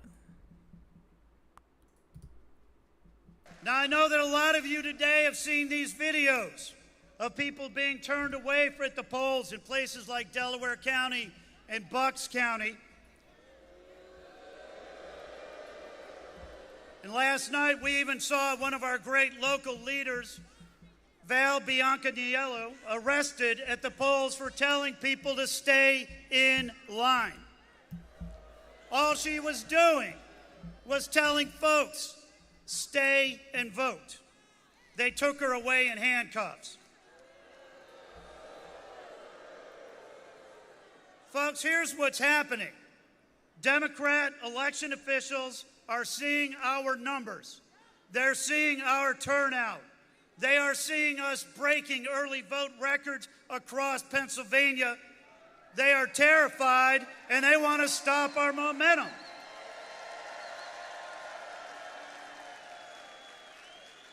We are not going to let them suppress our votes. We are going to fight.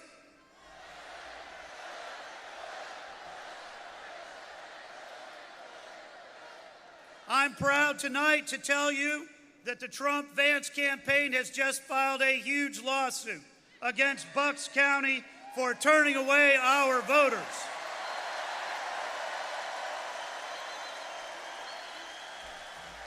We are going to fight this thing in court, and all we ask of you is to stay in line. Donald Trump needs your votes. Donald Trump needs Pennsylvania, and America needs Pennsylvania. Well, you know, he already won the lawsuit, and they extended the voting time frame in Pennsylvania, so that's already a thing, and in that jurisdiction. So that's already a win. Check this. This guy's on fire right now. The only person in California's history to run with no Republican opponent for U.S. Senator. Oh, I did not know that. And then there's another suspect thing. One West Bank. George Soros was a major investor in One West Bank. Mnuchin, later the Obama administration, and for 1 year in the Trump administration before he got fired, he was CEO. This is when they were having that mortgage foreclosure fraud situation. I had 3 neighbors lost their properties behind this fraud. So just about every county in California returned indictments against Mnuchin and One West Bank. There were 5,200 plus counts of indictments returned. 5,200. Well, Soros and Mnuchin raised a lot of money for Kamala, quite a few $1 million for her to run for the office of Attorney General of the state of California. When she got elected, she used her authority to consolidate all of these indictment counts and dismiss them. 3 weeks later, George Soros sells One West Bank for $3.42 billion. And then they raised a lot of money to get her elected as U.S. Senator without Republican opposition. Now, can you imagine California with no Republican candidate running against the Democratic Party candidate? See, that's how she gets in. And at that point, she was Indian. Oh, yeah. She was sworn in as Indian. Yeah. So she wasn't talking about... Very interesting. That's very good to know. I mean, that's how George Soros funded Kamala Harris, in case you were wondering. That's a direct link. That's very interesting stuff. Yo, Judge Joe Brown is on fire right now, just putting out nothing but heat.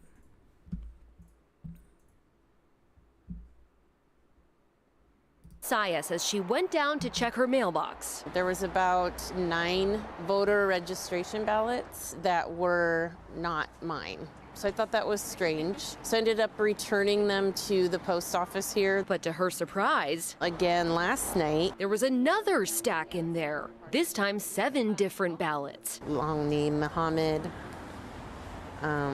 Last name Mustafa. She only lives in a 2-bedroom apartment. Most of the ballots are addressed to different last names, but all have one thing in common: her unit number. Management said no one's lived here for 3 months. Maybe the people who were registered at her apartment before didn't update their address through USPS when they moved. But still, Visaya wonders, why didn't I get all of their other mail forwarded here, or junk mail, or anything like that? We got her on a call with King County Elections Chief of Staff Kendall Hodson. In 30 years of voting, I've never had that many ballots that don't belong to me, you know? She told King 5 they have daily calls with the USPS, so they're planning on raising this issue to them. Would you be all right with our folks coming to pick them up from you?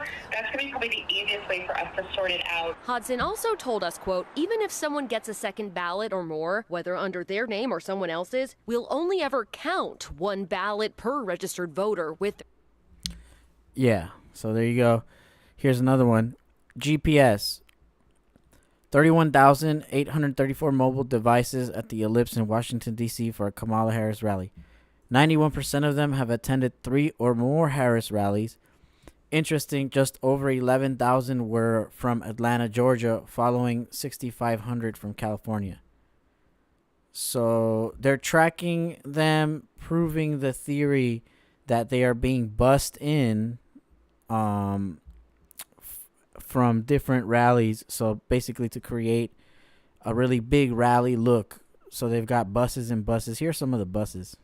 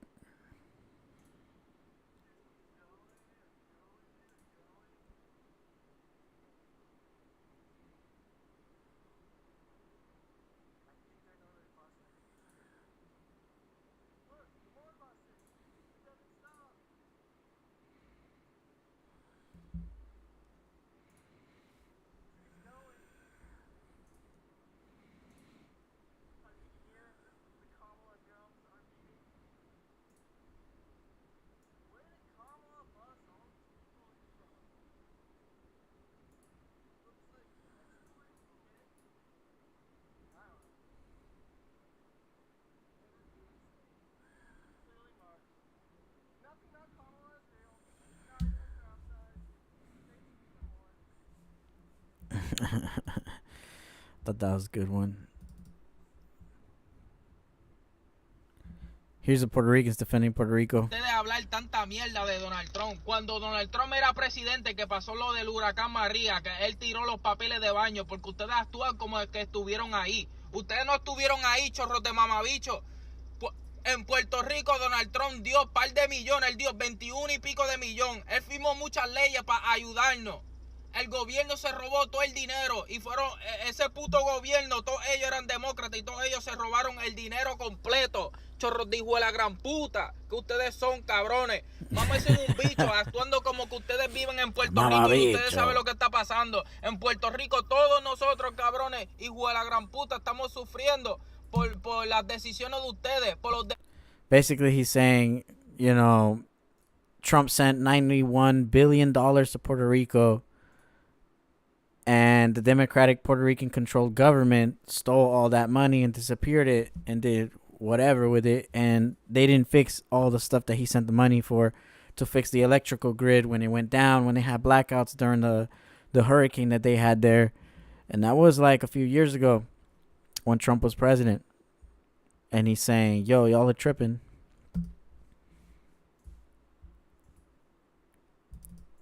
The senator of Puerto Rico endorsed Trump.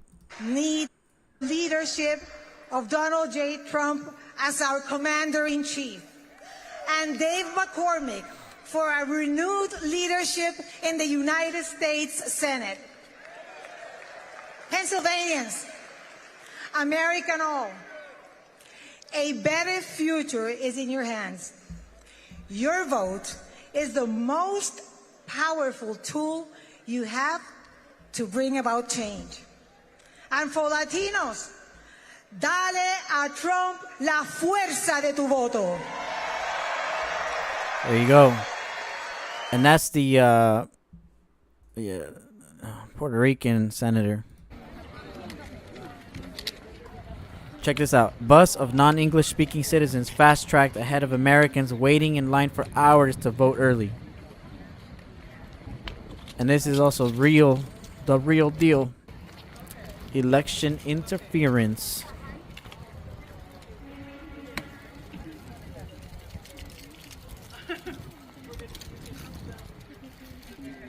No, they had these people, they had about 12 of them walked in, they were all foreigners, and then they took them up, these younger people helped them to fill out, they say vote PA today, and then they took them up, and somehow they beat a 2-hour line, and then they walked up, and the one lady, they were asking her, they're like, we don't have you in the system, your name's not right, and they're like, oh, well, we'll take it back and change it. Yeah. How do you change your damn name? Exactly, yeah. Well, thank you. The footage you just saw is from Bethel, Pennsylvania, the key battleground state today, where a busload of non-English speakers who look like the illegal caravans that come across the border wearing the Biden-Harris shirts in the past are brought in front of clear U.S. citizens to the front of the line. Now, the media is already trying to spin this that, well, they must be citizens, they're voting. No. The feds all over the country have had federal judges order illegal aliens to stay on the voter rolls. And in Texas a month ago, the Secretary of State said, we're going to take non-citizen IDs to vote. This is on record. In Michigan, has over 500,000 people on the list that have never been voters and aren't on the voter registration rolls. They're just phantom voters. Some have been found in California to be people's house cats. When Ron Timms checked his mail Wednesday, he found something for Cody Timms. Cody doesn't get much mail. Cody is a cat. We have a voter registration application for Cody Timms. It even came with a return envelope. How'd this happen? I mean, it's not reality. He's a cat. So you can try to spin this and say, well, these must be citizens. But the Democrats have been registering illegals to vote all over the country, claiming it's just for local elections. But most national elections are also held at the same time as local, so it's the perfect cover. But we know illegals are being ordered to stay on the rolls in Alabama, Georgia, and many other states. So it is happening. They tried to deny this 4 years ago, and even 2 years ago. They're not even denying it now. And the reason they're in such a panic mode is that early voting numbers are coming in from traditionally not battleground states, like New Jersey, where registered Republican voters voting are ahead of the Democrats for the first time in decades in a general election. Yeah, all that is true.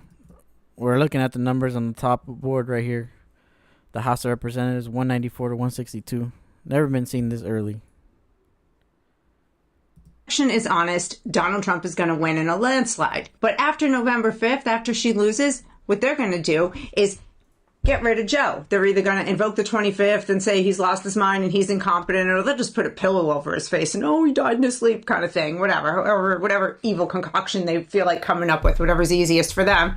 They get her in. She gets sworn in. She gets to sit for her portrait. She gets her picture up on the wall and in the history books. And then she has 2 full months to completely finish off America and write executive order after executive order after executive order and just wreak havoc on the economy, on the border, even more so than she already has, on crime, all of it. And then Donald Trump will be handed an even bigger mess than he's already got on his hands when he is inaugurated on January 20th. That's what I think is going to happen. I'm not a psychic. It's just a prediction because I agree that that's what their strategy is. Trump's gonna take it, then they're gonna boot out, or they might just even use Biden to do it, but they're gonna want to wreak havoc. Like, they're gonna want to try to get in all their shit right before the shit is over. You know, that's gotta be the game plan. I noticed that lady had a little bit of what looked like Ramsay Hunt syndrome, which is what I have right now. You probably can't notice anymore, but the right side of my face went paralyzed like in 2023, but I'm almost fully recovered, but I still have a little bit of symptoms here and there. Anyways. Donald Trump thought the economy was better there. I don't believe that. I'm Donald Trump, and I approve this message. That people have to vote for Donald Trump because the economy was better there. I don't believe that. I'm Donald Trump, and I approve this message. Oh, shit. Oh, my God. There's too much going on, man. It's too funny.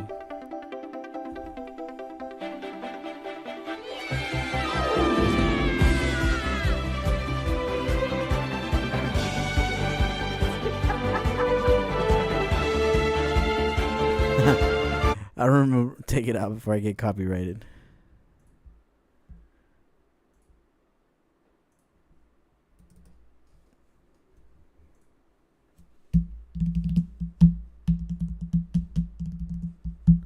Biden-Harris White House may have violated the law by altering President Biden's garbage remarks in official transcript. So this they also did. They just straight up changed it, which is hilarious because there's a video out of him saying that they are garbage. So how they just gonna change it on a transcript and then just tell us, no, he didn't say that, when in fact there's a whole video. Ridiculous boxes across this state that the Democrats use to stuff the ballots and steal our elections.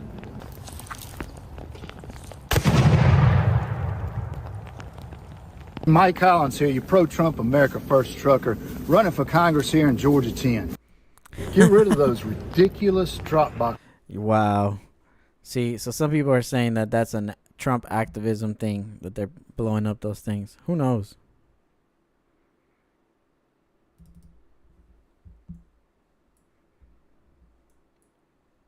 Try to reach out, so I figured I'd jump on here and just let everybody know that was me driving President Trump's garbage truck.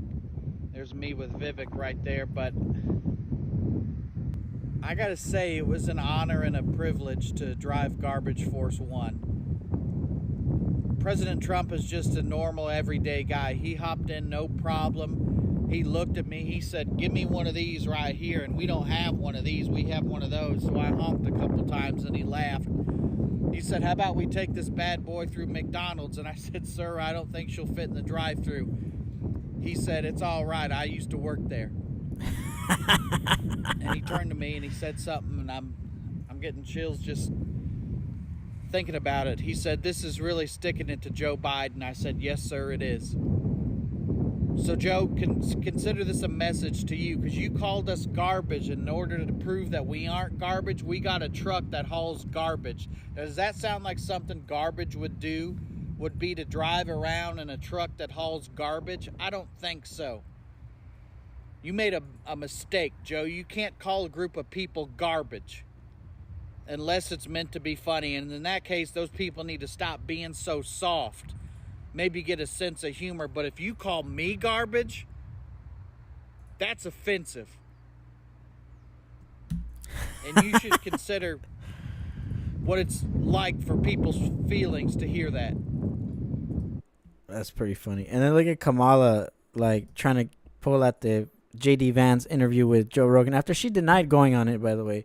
She just decided not to go on it. Worried that if he gets into power and he gets back in the office, that he's going to start investigating a lot of this stuff, and the 51 former intelligence agents. That's exactly what they're afraid of. Yeah. They're afraid of consequences. They're afraid of, and look, elected positions of power. Do you think it's because they're worried that if he gets into power and he gets back in the office, that he's going to start investigating a lot of this stuff, and the and alerted the clerk's office to fraud. Another voter contacted the office after learning from the state's ballot tracking system that their ballot had been turned in by someone else. Election officials began comparing signatures and noted some of them appeared to be signed by the same person.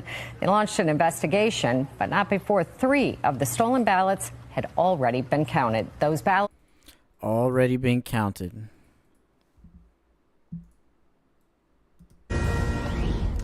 Welcome to Hannity this Friday night, and we start tonight with a Fox News alert. At this hour, we are monitoring a massive Trump rally tonight in Milwaukee, Wisconsin, where the former president will soon take to the stage, and we will bring you his remarks live as they happen. But first, another day, another desperate hoax from the Harris campaign and their allies in the state-run media mob. They know of no shame.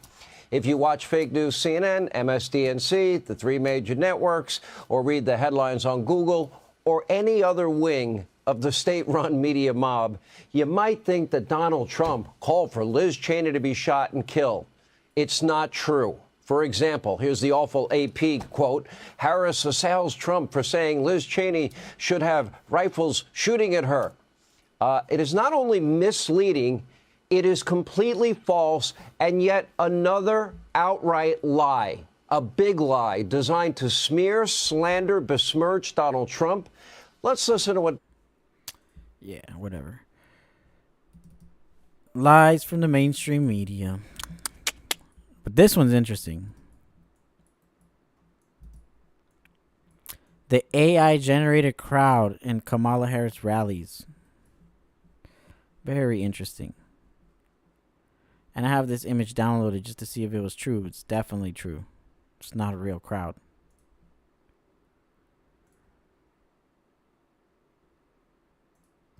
AI-generated rally pictures. This is a funny-ass video. Ooh, one of those electronic voting dealies. 1 vote for Harris. Thank you. No, I want to vote for Trump. 2 votes for Harris. Come on, it's time for a change. 3 votes for Harris. No. 6 votes for President Harris. Hey, I only meant one of those votes for Harris. This machine is rigged. Let's tell President Harris. This doesn't happen in America. Maybe California, but not in America.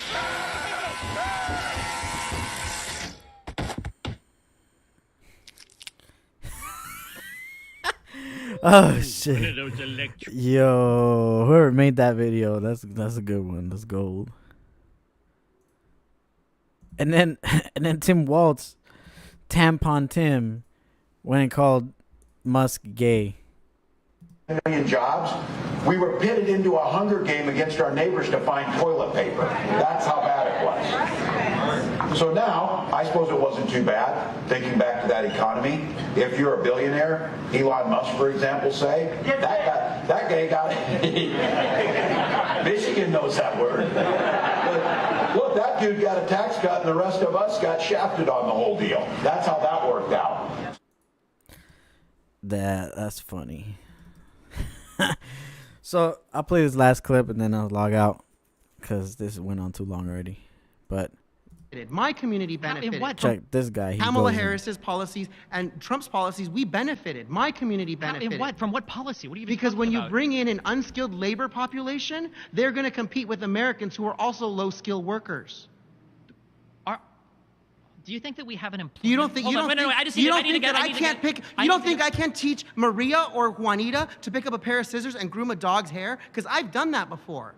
And you know what? I can replace anybody. That's called being a low-skilled worker. And anybody crossing the border can do that. You don't need a degree. You don't need a diploma to do No, these but jobs. we do But have these degrees. jobs, We're these not. jobs, America these does not have the manufacturing most jobs, productive these labor force in the low-skilled world jobs because we are do base important. manufacturing you jobs. don't think these If low-skilled golden- jobs are important. You don't think these low-skilled jobs are we important. do That's very more- sad. We do more That's in the very United sad that States. you don't We care do about more in low-skilled the United workers. States than just base manufacturing. We are the world's most sophisticated Why and shouldn't we educated do- economy. why shouldn't because we do more because base you don't manufacturing? You don't have 50 hours in the day. You can do more than that. Why wouldn't we let other countries The do it? reason if that we can do more manufacturers educated work? choose to go out of the country is because America has to pay for things like labor laws, employment, insurance, all these other facets. That's why these big corporations will go to places like China. I have a company called BYD in my backyard that brings in Chinese immigrants and pays them Chinese wages in America.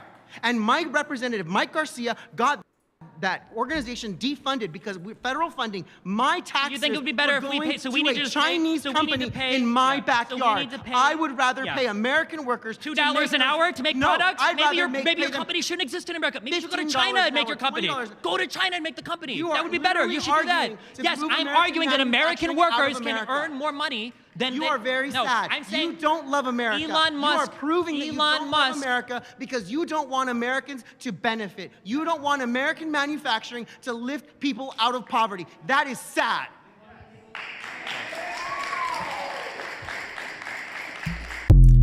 Smoked. Oh my god. You know, it's pretty crazy, you know, and the good news is that unlike the last times we went through all these elections, there was a whole lot of like you couldn't say nothing, you know, but these days you can say whatever you want. I mean, I'm on YouTube doing this podcast and it's still up. If this was 2020, it would have been taken down. And I've got strikes before in the past for doing that, you know. So it is what it is. But I'm glad that at the moment it's not the case, you know. So there is way more support for Trump than it looks at the current moment. Way more. It's like through the roof. So I'm pretty sure Trump's going to win. It just matters what's going to happen after he wins. You know, what's it going to look like? That's what really matters. Huntington Beach, the Trumpers are out. That place has always been like a heavily like conservative leaning area. There's always been protests and rallies and shit there. So everyone's coming out mega strong. But it's also the inner cities. I feel like most of the hoods are voting for Trump. Pretty much everybody. I don't the only places where people are not voting for Trump is like where I live right now. Berkeley, San Francisco. That's got to be like the only places. You know, maybe Pennsylvania, Philadelphia, maybe certain parts of New York, maybe DC. But beyond that, man, those are such little places now. And even in those places, they're getting like breaking all the records on early voter turnout for Republicans. So, you know, and I'm not a Republican, or I registered independent. So I'm neither of those things. But, you know, Trump's running Republican this year. If he had run Democrat, sure, I would have voted for him as a Democrat. I don't care. I just want to see the deep global elite state collapse. That's what I want to see. But anyways, thank you guys for tuning in. I'm going to kill the stream so I can watch the whole thing live and see when they announce the results. Probably not today. Probably a later day.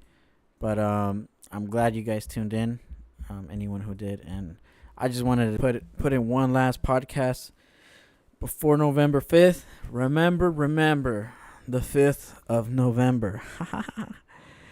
So, for Anonymous and for all of the goons out here who have been conspiring for years to take down the deep state, it's our time to do it. So even in Berkeley, I'm voting Trump, and I don't care who hears it. I'll be walking around this bitch with a Trump shirt. Don't give a fuck. But thank you guys for tuning in. I'm going to sign out of this one, and I'll see you guys